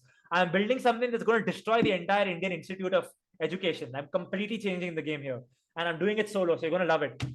It's like YC, right? I love YC. I love the name. It's Y Combinator. Anyway, guys, love you. Let's answer some questions. We have Mohit joining the call. Okay, Harsh, do you have a genuine question? Can you nod your head? Okay, great. I'll get you on. Ask to unmute. Yeah, hi Gurmeet. Hey, Harsh. Hi. So I just want to ask, I've worked as a freelancer from a design perspective with clients earlier, and Indian clients, if you know, they are quite, stingy with when it comes to money, and they kind of gaslight you a lot. So from an agency perspective, how do you cover your loopholes in terms of value proposition and the legality to get sued? Like, how do you, ensure like that doesn't happen? His The gaslighting. legality to get sued, I'm not there yet. I have other agency founders who've been there who tell me to have lawyers in the back end ready. But the simplest solutions is having strong leverage. So you can say no to them. The simplest way to not get sued is give them the money back, right?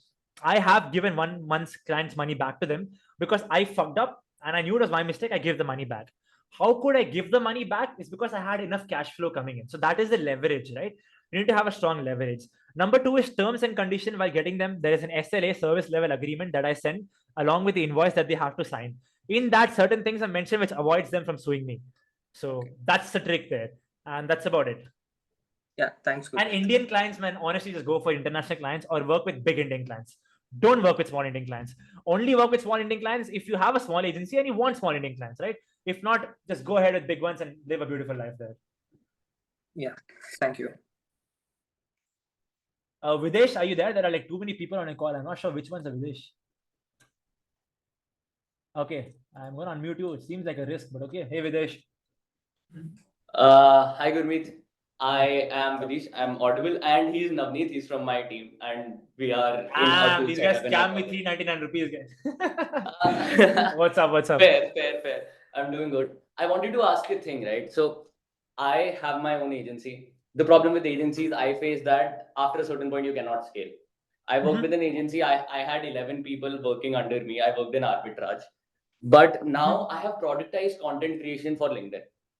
And the thing is, because I've productized content creation for LinkedIn, rather than charging 1,000, 1,500 a month, I am trying to go to them and say that give me $10,000 one time. You'll get my product and I'll provide you consultancy meanwhile for all of the year. But now that because of that, I've unlocked scale, I can, rather than just selling it to 10 people a month, I can go to 50 people, 100 people as well, because it is productized now. Yes. But the problem is, when you charge premium, I, as a founder, I can speak to that guy very often and give my consultancy. But when I scale to 100 people, I cannot do that. And I'll have to bring in brand managers, or I'll have to bring in individual managers that can talk to that business owner. So I wanted to ask you that the way you are planning to go from $10,000 a month to $100,000 a month, are you just planning to increase the ticket size of it and maintain those 10, 15 clients only? Or are you planning to get brand managers or key account holders that will handle 4 or 5 people frequently, and only a few people can complete? Yeah. So I am going to get more clients. It's not going to be just 10, 15. I am also going to increase the ticket size. It's a combination of both, right? And the third thing is I'm also installing a software. So we're creating a software just like you're prioritizing things, where instead of going to Meta ads and Google ads and using me as a person to coordinate everything, I create a software for people who can't afford me to pay software every month, which simplifies running ads on Meta and Google. And it's like AI generated in the back end. My team will take care of things. That's the way. But what you're talking about is hiring and running a company. This is a very fundamental thing that applies in all companies, not just agencies. Even product-based companies have these problems. They have marketing teams that they have to hire, legal teams, lawyers. It goes on and on. Simple goal. I'm assuming you have an office. Hire talent and start, instead of hiring small talent, start hiring good talent. Pay them lakhs a month and have a team of 40, 50 people, 100 people instead of 10, 15 people. That it's how to explain this. So right now, my 8 team member can handle 15 clients. All 8 of them, only one of them is top tier talent. The rest 7 are basic people. Moving forward, I'll hire 8 top tier talent who can hire 20 clients. You see the arbitrage there, right? That is what gives me the cushion to make more money. And again, I am a long way to go from there. I'm just dealing with Indian and some international clients. Slowly, I'll eliminate all Indian clients, only go with international clients. You combine long-term contracts with that by charging them, as you said, $10,000 a month. That will give you a crazy amount of cash flow. And cash flow is honestly your biggest answer to all your problems. Right talent, as you mentioned, brand managers, all of them can solve your problems. You just need a lot of cash flow for that. So there is no straight answer. It's just rigor. The problem with this is I follow YC too much. I have another business of mine apart from this. And I believe in lean teams quite a lot. I don't want to get into a system where I have created a machine, I have good HRs, and then I hire new good talent who can handle my clients. But I want to keep it lean to 3-4 people. I'd rather create a software that would do all of that, right?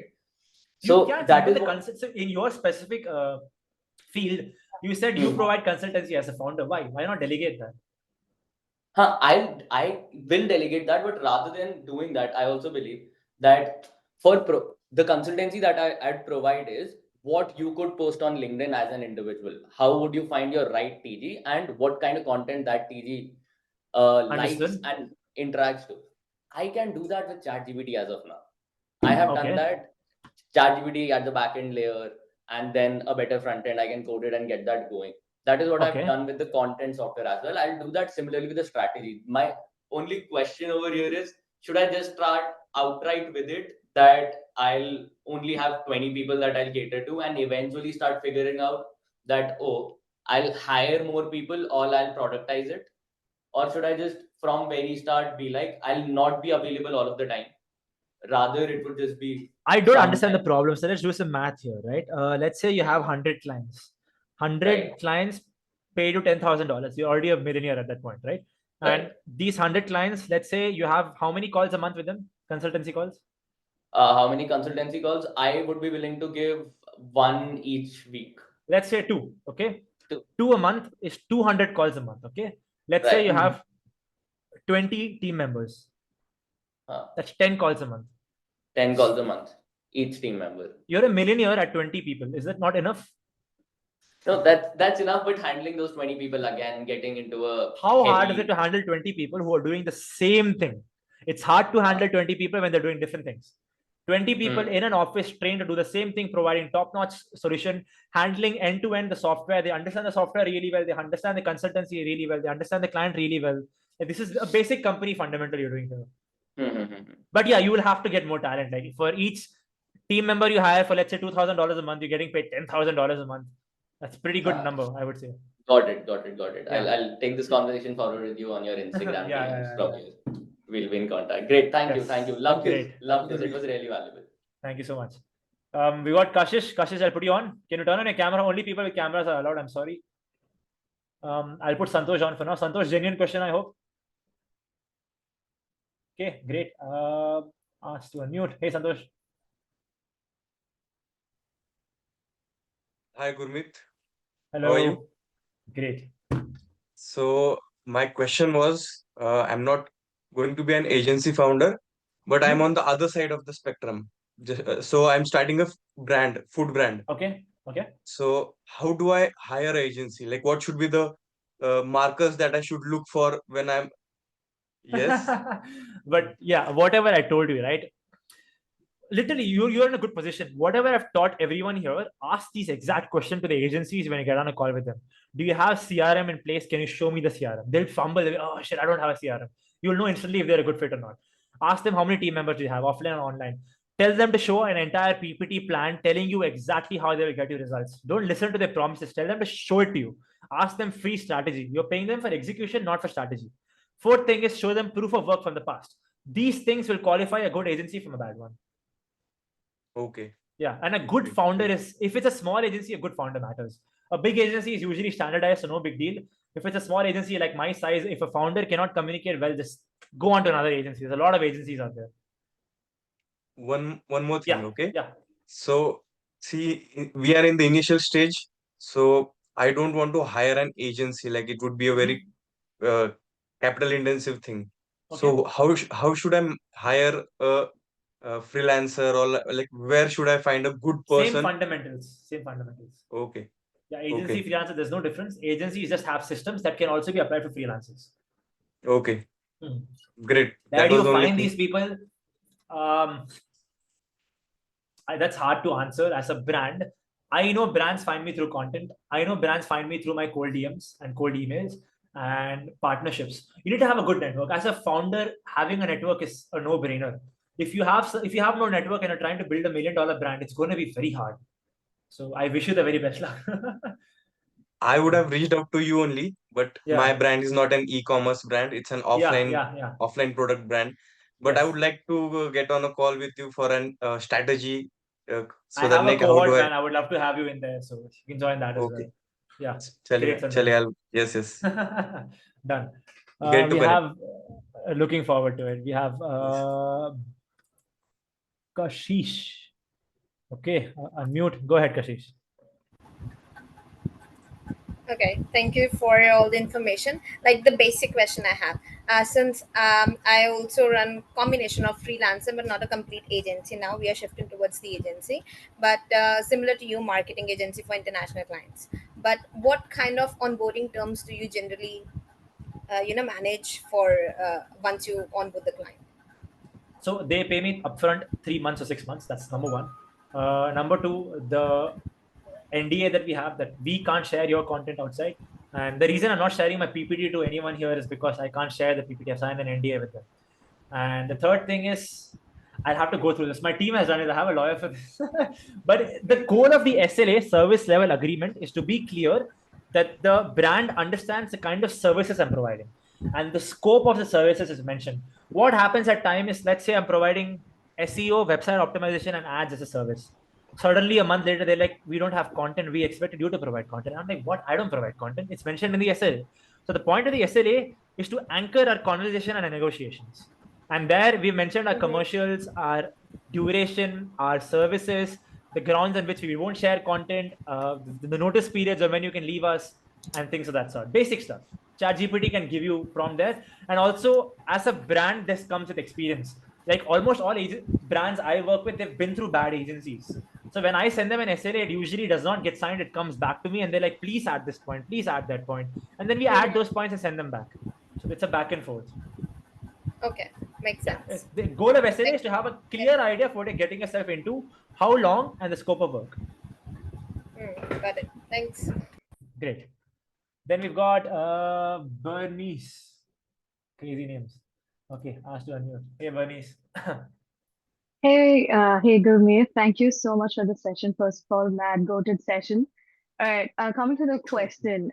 I have two questions. One is the fact that how do you deal with the time difference? I know it's a petty question, but how do you deal with like immediate feedback when it comes to US clients? And secondly, just to give you a little background, I've been a designer and a brand strategist for about 10 years now. I've been in the industry. I've never freelanced. I've never had to work with someone directly.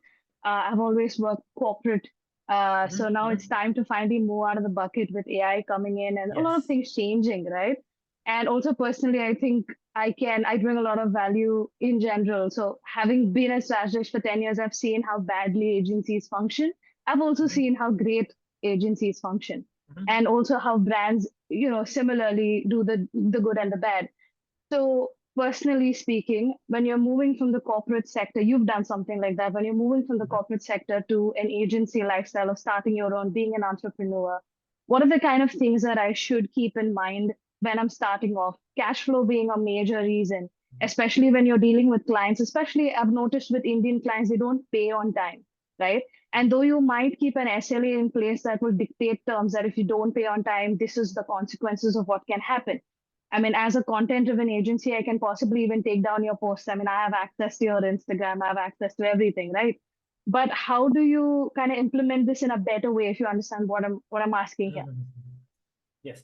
The best thing, Bernice, you could do, step one, is be very precise with how you communicate. So half of the question you've asked, you've answered yourself, right? So the other person you're talking to will have to wait much longer and might forget what you mentioned initially. So step one is communication. Regardless, cash flow, as you've already mentioned, is very important. Learn to take money upfront. Don't try charging after the work is done. Get money front. So with employees in the corporate environment, you work for a month, then you get paid, right? With business, it should be the opposite. You get paid first, then you work. That's number one. Number two, you need to understand that it's not about 1 month. See, with a job, you get the job, you get paid next month. As an entrepreneur, you work for 5 months to first time get paid. You see the difference? You got to commit and build leverage to actually get paid for the first time. And then you scale from there. And it's a relentless journey that will take you 2, 3, 5, 6, 7 years to succeed. I have been in the industry for 7 years. You've been in the industry for 10 years. So you will get to your first 1,000, 10,000, $1 million mark much faster than others because you've been in the industry. But it is a long journey. You have to work 24/7. I don't have weekends. Like it's Sunday today and I'm sick. I'm giving 3 hours of my time on this. I was working throughout the day with my agency team as well, getting things done.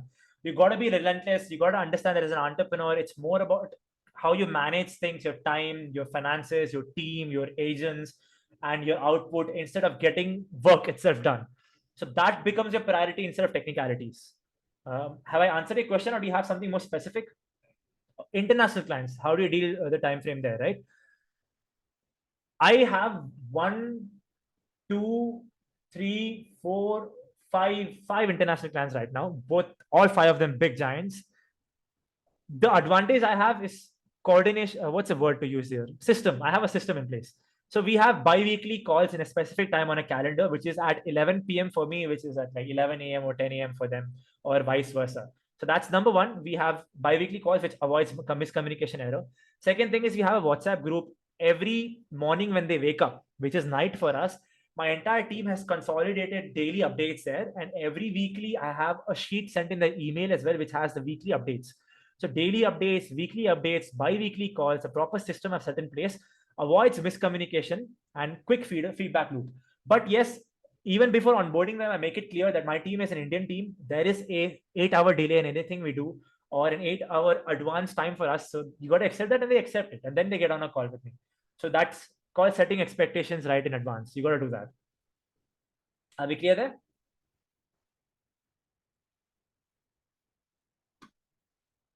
I hope we're clear there. The problem is when you folks ask me question, and once you're done asking me question, you go out of the camera view. I do not know how to see you again. So I hope it's clear. Okay. I think she lost network. Oh no, I'm sorry. Oh, I have to unmute you again. Okay. I have to find you for that. Okay. Hi. Oh, that's why the previous guy as well. Okay, same issue. Hi. Yes, I'm Yes, actually, I was pointing here to unmute me. Yeah, But yes. anyway, yeah, thank you so much. I appreciate that. I actually do have another question, and that's client specific, which Yes. I'm hoping is it okay if I question you that on Yes, Instagram, maybe? Instagram. Perfect. Okay, sure. Works. Yeah, Works. please, because it's a little Great. bit prepared question. Works. Very cool. Works. Thank you so much. Appreciate it. Yes, Bernice. We have Natansh. Hey, Natansh. Yo, Gurmeet, how's it going? Good. Life is good, man. Super duper value packed session, bro. 100%. Like, I'm genuinely considering joining the cohort now.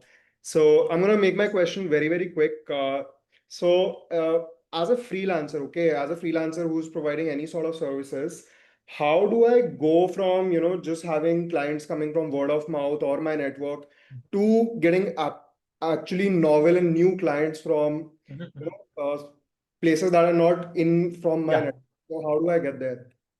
Yes, so that's with systems. So before I get to that, one thing with Bernice as well, she's mentioned, she's been in the industry for 10 years. Natasha, I assume you've been in the industry for a few years as well. So when you get on a client call for the first time, even though your agency is new, it's not. You have the experience of the past 7 years, 8 years in the industry. You can show that as an experience and convince them that, hey, I know how to get the work done. It's just that I do it independently now instead of working in a corporate environment. That helps you close these clients. Second thing, getting them on the call itself, new people knowing you got to build a system. Right now, word of mouth will keep you surviving, get you some money in.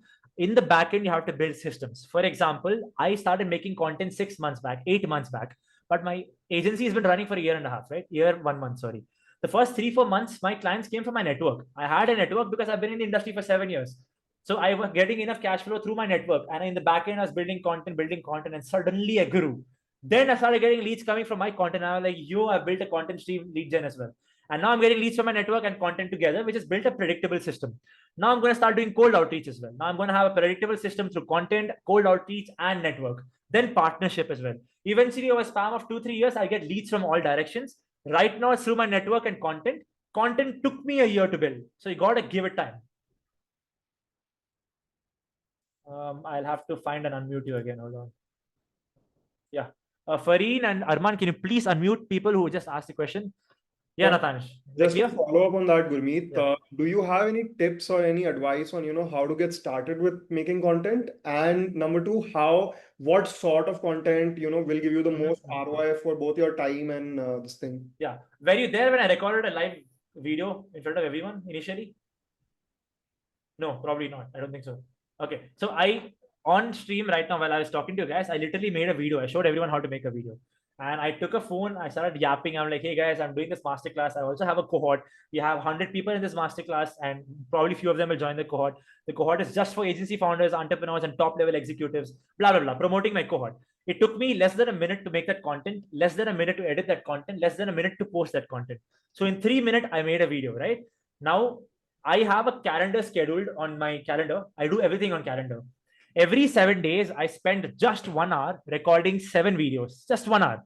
7 videos, record, edit, and schedule it for the next 7 days. That 1 hour makes me lax for my company. Right? You need to systemize things. The more you depend on your intuition, your discipline, your memory, you will fail. The more you build system and follow it blindly, you will succeed. Systems will make things simple. Simplicity will bring in consistency. Consistency will bring you output. It's as simple as that. Great, man. Thanks. Yeah. And eventually, in the long term, folks, this is for everyone. You make content, start. This is called amplified marketing. So, whatever content I make on Instagram, I have a teammate who puts that same content on LinkedIn, on TikTok, on YouTube, on wherever. This is called content amplification. So, do all of this. Eventually, initially, no. Okay, clear. Great. We now have, let's see, who do I pick? Tejal. Hey, Tejal. Hey, hi, Gurmeet. It was a really valuable session, yeah. Yeah. So I wanted to check. So by profession, I'm a product manager. But what I wanted to tell is, say, for example, I want to get started with this, and I'm talking about the first client that I want to work with. Now, a lot of what offerings do you do in marketing or anything are more like experimental. As in, you experiment, it can work or it cannot work. Depends, right? Okay. Could be a bad assumption also, but like that's how I understand it. So when you actually work with them, you tell them that this is what I'm going to help you achieve, etc., etc. Let's say you end up underachieving it because you do not have the experience, right? So how do you handle it, and how do you go about it when you have to do it for the first time? Right. So first thing is you need to have good communication skills to be able to deal with it. Like I have had bad clients, I have underachieved as well. But I communicate so well with them. I'm like, chill guys, this is a part, this is business. You put money, I do my best, you don't get the output, it is what it is. The goal is to make sure they don't lose their shit and start cussing you. The goal is to have a proper offloading process to get them from stop spending money on you and go on in their life, right? So good communication skill helps there. Second thing is I would not recommend you providing services if you don't know what you're doing. I have been in the marketing industry for 7+ years and now I do marketing agency. We've got I forgot her name, B Brency. Sorry, but she's also been a designer. She's been doing it for 10 years, she said, right? Now she's becoming a freelancer, but she has 10 years of design experience, right? So similar with you, whatever experience you have, start an agency within that. It gives you the confidence to deliver results. Yeah. If not, it's a risk, which is okay. Take risk. It's fine. Will fail. Just make sure they can't sue you, charge them less, and be very clear about the fact that you're doing it for the first time. Sure. Yeah. Thanks. Great. Let's see who else we've got. Only two. Oh, okay. We've got Mohammed. I'm raising your hand. Ready? Let's go.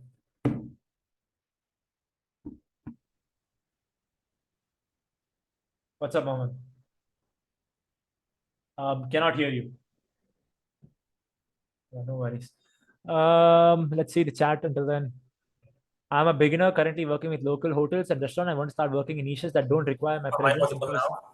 Yes, Mohammed, you are. Go ahead. Sorry for that. I have a complicated audio setup. Hi Gurmeet. So I have a couple of questions, and forgive me if you've already answered them because I joined a little bit late, got confused with the time zone. So my first question, okay. Currently, I run an agency, web design mainly. We do some other services, but mainly web design, web development. All of my contacts so far, except one, came through my network. So when I lived in Bangalore, I used to go out a lot, and that gave me a good network. So most of my clients came from that network, with the exception of one that came through cold approaching. Now, my question is, I want to start getting clients outside of my network, okay, and hopefully outside of India and Tunisia. I think you recognize me by now. So I want to start posting content. Now, my main issue is currently I don't have a niche. I'm too small to have a niche. I feel if I pick, I don't know which niche to pick up right now. And if I pick one, I'm worried I would pigeonhole myself. So if I decide tomorrow, okay, I want to build websites for e-commerce brands, and then I make that my entire copy and my entire content and all that, and then maybe tomorrow I'm talking to some client who is, let's say, not an e-commerce, let's say a startup or maybe a doctor or something like that, right? I feel it will not look good in terms of expertise. Okay, your expertise is with e-commerce. I'm going to find someone who is expertise with that. So, what is your suggestion? Should I pick a niche anyway, try to pick one anyway, or wait for it to happen organically, like you said, you just got lucky, or just keep on being a generalist like for some time? And second question is I want to ask you is about what kind of content to put out. Would you say? So I see most agency founders, they put out two kinds of content. One is value content for your specific clients. If you are, for example, in your case, if you're an e-commerce brand, let's say, for example, here is why you should choose Shopify over, let's say, WooCommerce, something like that, right? But I don't have that specific client thing, right? So I don't know which target customer to target with my content. The other option, I've seen founders do these kind of lifestyle content. Here is how I run my 7-figure agency, blah blah blah, which I'm not sure if it is good to get clients. I know it's good if you want to sell a course or something, but I don't know if it is good for selling clients, for selling to clients.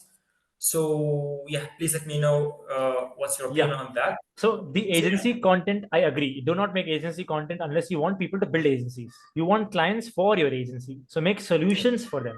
Now you're telling me you can't do that because you don't have a niche, right? You don't need to have a niche. You can make content. You need to produce 10 videos a day. That's 7 days. That's 70 videos. 70 videos is like an infinite number for a lot of people. So you have enough room to talk about all kinds of clients, all kinds of design projects. The problem here is you will not have the bandwidth for it. So to reduce the bandwidth, to keep simplicity and consistency is why you pick a niche. The point of picking a niche is to, instead of 100 people reaching out to work with you every month, you only have 50 people reaching out to you in that niche, from which you can choose only 10 people to work with, from which you close 2. So to get to that point is why we pick a niche. The third reason why you pick a niche is to charge premium. Because my clients know that I only deal with clients like them, they're comfortable paying me more because I know I can solve the problems faster, right? But your question isn't niche for agencies. Your question is for content creation. You got to pick a niche for that. And there, initially, when I was making content, it was just me talking about marketing and sales in general. Once through my agency, I figured out a niche, then I started making content on that niche, right? It was not vice versa. I didn't pick a niche and make content to get clients in that niche. I got clients in that niche and then started making content for them. So I repeat, first, my clients came through my network. Once I found a good footing and found my niche, then I started building a system to generate leads through my content for that niche. Yes. And you want to transition from getting leads through your network to getting leads that people who don't know you. Natan's asked me the same question. And the answer to that is simple. It takes a year or maybe longer to build a system like that. And if you watch the recording, I've taught you exactly how to do it. You can watch it and it's pretty simple, but it'll take you a year. Your job is to make sure you have enough money to live until then by through your network, through a job, whatever systems you already have, and build a new system consistently every single day. And that one new system that you build over a year will then start bringing you a lot of leads. That becomes cold leads that people don't know you. And then that will start bringing you money as well. Then you have network as well, and you build multiple systems after that. Yes. Yes. But do watch the recording. It'll answer most of your questions. Yeah. Great. And folks, all of you will get the recording by tonight or maybe tomorrow morning in your email. Do me one big favor. Please, your recording will be coming on your spam or promotion. Just mark it as primary because YC is a new brand and Google thinks I'm a scammer. So make sure you put it on primary. All right. Next question. We've got Rishikesh. Go ahead, Rishikesh. Hey, hi, Gurmeet. Can you hear me? Yeah. Awesome. Firstly, thank you so much for the great session. It was really insightful. And my question is around the same thing which you kind of answered, which is niching down. Number one thing, currently I run an agency. I have few freelancers and also do a lot of work by myself. So I'm kind of a freelancer, ex-agency, kind of a full stack marketer, I would say. And I work with clients across multiple niches. Okay. And my concern is, how do I figure out which exact niche or industry should I choose? And how did you decide to work with e-com brands? Like, Right. how I'll do you tell you how I transition did from, it. yeah. That Yeah. might give you an answer, right? I didn't give a shit about niche initially. I had random clients in edtech. I had giant clients, big ABTV, 10K designers. These are like clients that make thousands of dollars a month. And I was happy. I thought I'll go into edtech. Edtech was my niche. Then the person I started learning from on YouTube, random dude on YouTube who makes content on how to run ads, how to do SEO, how to do website, he does it in e-commerce niche. And he also teaches you how to build an agency.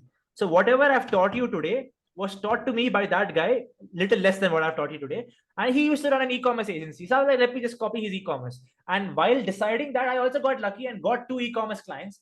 And then I was like, okay, I know everything about e-commerce. I got 2 e-commerce clients. Let me just niche down on e-commerce. And I went towards e-commerce. So that's that. Okay. And just pick any niche. Just think about it. Which niche will not go out of market very soon? Which niche you think you can build repeatable systems to give solutions easily? Which niche has the biggest problem? Like anyone who starts a website to sell products, they're desperate. They need someone to sell their products for them. If not, they don't make money. So e-commerce seemed like a no-brainer to me. You can even do e-commerce if you want to. You can do any industry. Just pick what you're comfortable with. Got it. Thank you so much. Great. Guys, I don't see any other hands raised up. I'm surprised you folks don't have questions. Okay, let me see the chats. Okay, a lot of questions in chat. God damn. Okay. Is someone raising a hand? I prefer talking, guys. I don't prefer reading. One request here: can you take founder from the chat and build from zero challenge? Will be great inspiration. I'm not gonna build any one of you, man. Just join my cohort and build yourself. And can you name that guy? I don't remember his name, but he talks a lot about agencies. Everything I taught you today, he teaches the same thing but less. I am a beginner. How do you pick the right niche? I've already answered. How do I start, transition, and get clients? Please watch the recording. I've answered all of this. Should I create my agency page? I don't have an agency page. You can build it. Nothing wrong with it, but it's up to you if you have the bandwidth. And yeah, okay. Huh. Are we done? Are we actually done? Let's go. No more questions? Okay, we have Bernice here again. Let's unmute her. Yeah, Right. Bernice. Also, just to clear the dilemma, the name is Bernice. Yes, Bernice, right?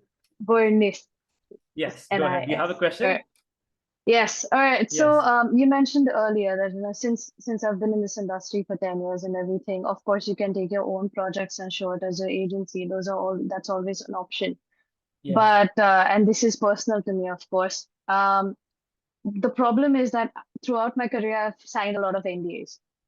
So I do not have a way to show my work publicly to a lot of people. Of course, I can show it privately, but even that to an extent, not so much. Like it's hard to keep sharing a drive link and all of that, or unless you have a client directly on call with you, then definitely you can share it with them. But end of the day, a client definitely wants that PPT in their inbox as well, so they can refer to it, go back to it. How do you deal with something like this? So the client see if you're dealing with a good client, he understands you sign an NDA and you're breaching it by showing it to him already in the first place. So feel comfortable doing it on a call, walk him through the whole thing. And no one can record the call without a consent. Both Google and Zoom gives you, like when you record a call, it gives you an audio update that, hey, the call is being recorded. So you will know if the call is being recorded, and the clients won't do that. Show them through the whole process and tell them you can't share this, but you can only share the things that I have not signed an NDA with. That is why on the call, I can show you better work that I've signed an NDA for. And I used to go through the same thing as well, but now in the SLA, when I work with my agencies, I talk about how I can share those work. I make them sign it. Right. Also, just one last question. Throughout your career or with what you're doing right now, do you have a partner or you're just doing this all on your own? You're doing it all on your own. All right. No, not in that sense. I mean, like a work I meant it partner. in both sense, but yeah, even in an agency, I haven't found anyone competent. Anyone who is competent, I will hopefully find someone from my cohort, or if not, they already have an agency bigger than mine. So that's usually the place I've been in. And if you had to have a, yes, I'm sorry, please go ahead.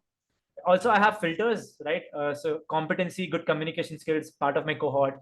The third thing is you need to be outside of India. Like I need an advantage from you being my co-founder, right? One advantage Right. is you maybe already have an agency, so we can merge ours. So it Hmm. actually gives you value right away. The second thing is that you're international, which means I can get international clients, charge high, and I can bring in my operation, my experience, my leverage, and my existing clients as well. Combine them. I Hmm. have an offline team. Like you got to mix and match these advantages. I haven't found someone like that yet, but I'm always open to it. Even though it's been a year, I'm still open to it, and I'm sure there are Right. other founders like that as well. That's the Right. whole I was point of the going. community I'm building. Right. I was going to ask you this question on Instagram. I'm like, "Amar gol yaar, chal chhod, pooch Yes, dete." yes, yes. Like, if whatever it has to be, someone will learn from it. So when you're dealing with a partner, I know you don't have one, but in case if you had to be dealing with a partner or dealing with someone who's on board with you, and this person is excellent at one particular skill, right? That you two are primarily good at, but this person probably comes like that is his niche or her Yeah. niche, right? And that particularly being sales, right? This person is excellent at closing deals. And that is a major factor for a founder as well. Closing It deals, is. you don't really trust people. But I know that this person can close the deal for me. Now, what happens to be that this person is quite impatient and also hot-headed in many ways. Now, when you're a founder and when you're dealing with companies, I think what's most important is patience, and you got to keep your calm in the midst of all of this happening, right? Yes. So, how would you particularly deal with something like this? I know it's psychological more than business, but from a business perspective, how do you go about with this with systems in place? A person who is hot-headed and not calm is not good at sales. It's like, how could you call him good at sales if he's not calm? It takes time to close deals. So if he's hot-headed, he's not good at sales. You got to accept that. So that's there. And honestly, it's like choosing a life partner. Choosing a co-founder is not easy. They need to be perfect. They can't be good. Like there are a lot of good people you can hire, good talent, but a founder brings in something to the table that none of the employees can. They bring in shitload of experience, shitload of communication skills, shitload of closing ability, the patience, the money, the vision, the sacrifice of giving the next 2-3 years of their life towards something. That is something that's hard to find. If that's not the case, that's something you're willing to do. Like you're trying to build a life out of this. You need to find someone who's just as willing as you are. If not, don't go for it. I'd rather do things alone than find someone who's going to mess things up. Right. So funny enough, this person is actually good at sales or like this split personality dude. Where he's on sales, this See, person he can is shut off really his good, personality. but not For this. example, I speak really fast at times. When I'm on Yeah. sales calls, you'll never catch me speaking as fast as I was today. I'm super calm as Right. hell. Like I speak less than the client speaks. It's different. I can switch myself up. So if he can do that, then go for it. And just mention your problems clearly to him upfront that, hey, you'd like to partner up with him, but these are clearly the issues you have and you're worried these issues will cause problems. If you can promise to eliminate these and show me the methods of how you will eliminate them, let's go ahead with it. And write everything in writing, have systems in place. Humans can adapt and change. It's not a big deal.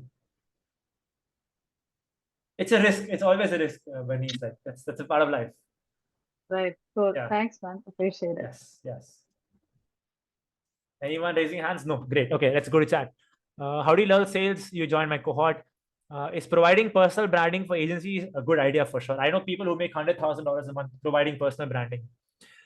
The link to join the cohort is in the chat. How do I learn sales? Already done. Is providing same questions. Why am I getting the same questions? Okay, I guess we're done, folks. I need to use the washroom. And it was wonderful talking to you all. You'll get the recording of the masterclass after this ends, maybe a few hours later. Please make sure to remove it from spam and promotions and put it to primary so I can send you more emails in the future for other masterclasses, for the cohort, whatever I need to send you emails for. And if you have any questions, DM me on Instagram. Please don't send me emails. I don't look at YC emails unless you want to join the cohort. That's a different condition. If you're asking me questions, just send it to my DM on Instagram. And I'm strongly expecting some of you to be in my cohort because a lot of competent people are here. I'm trying to build a community. So cheers. Thank you guys. Bye-bye.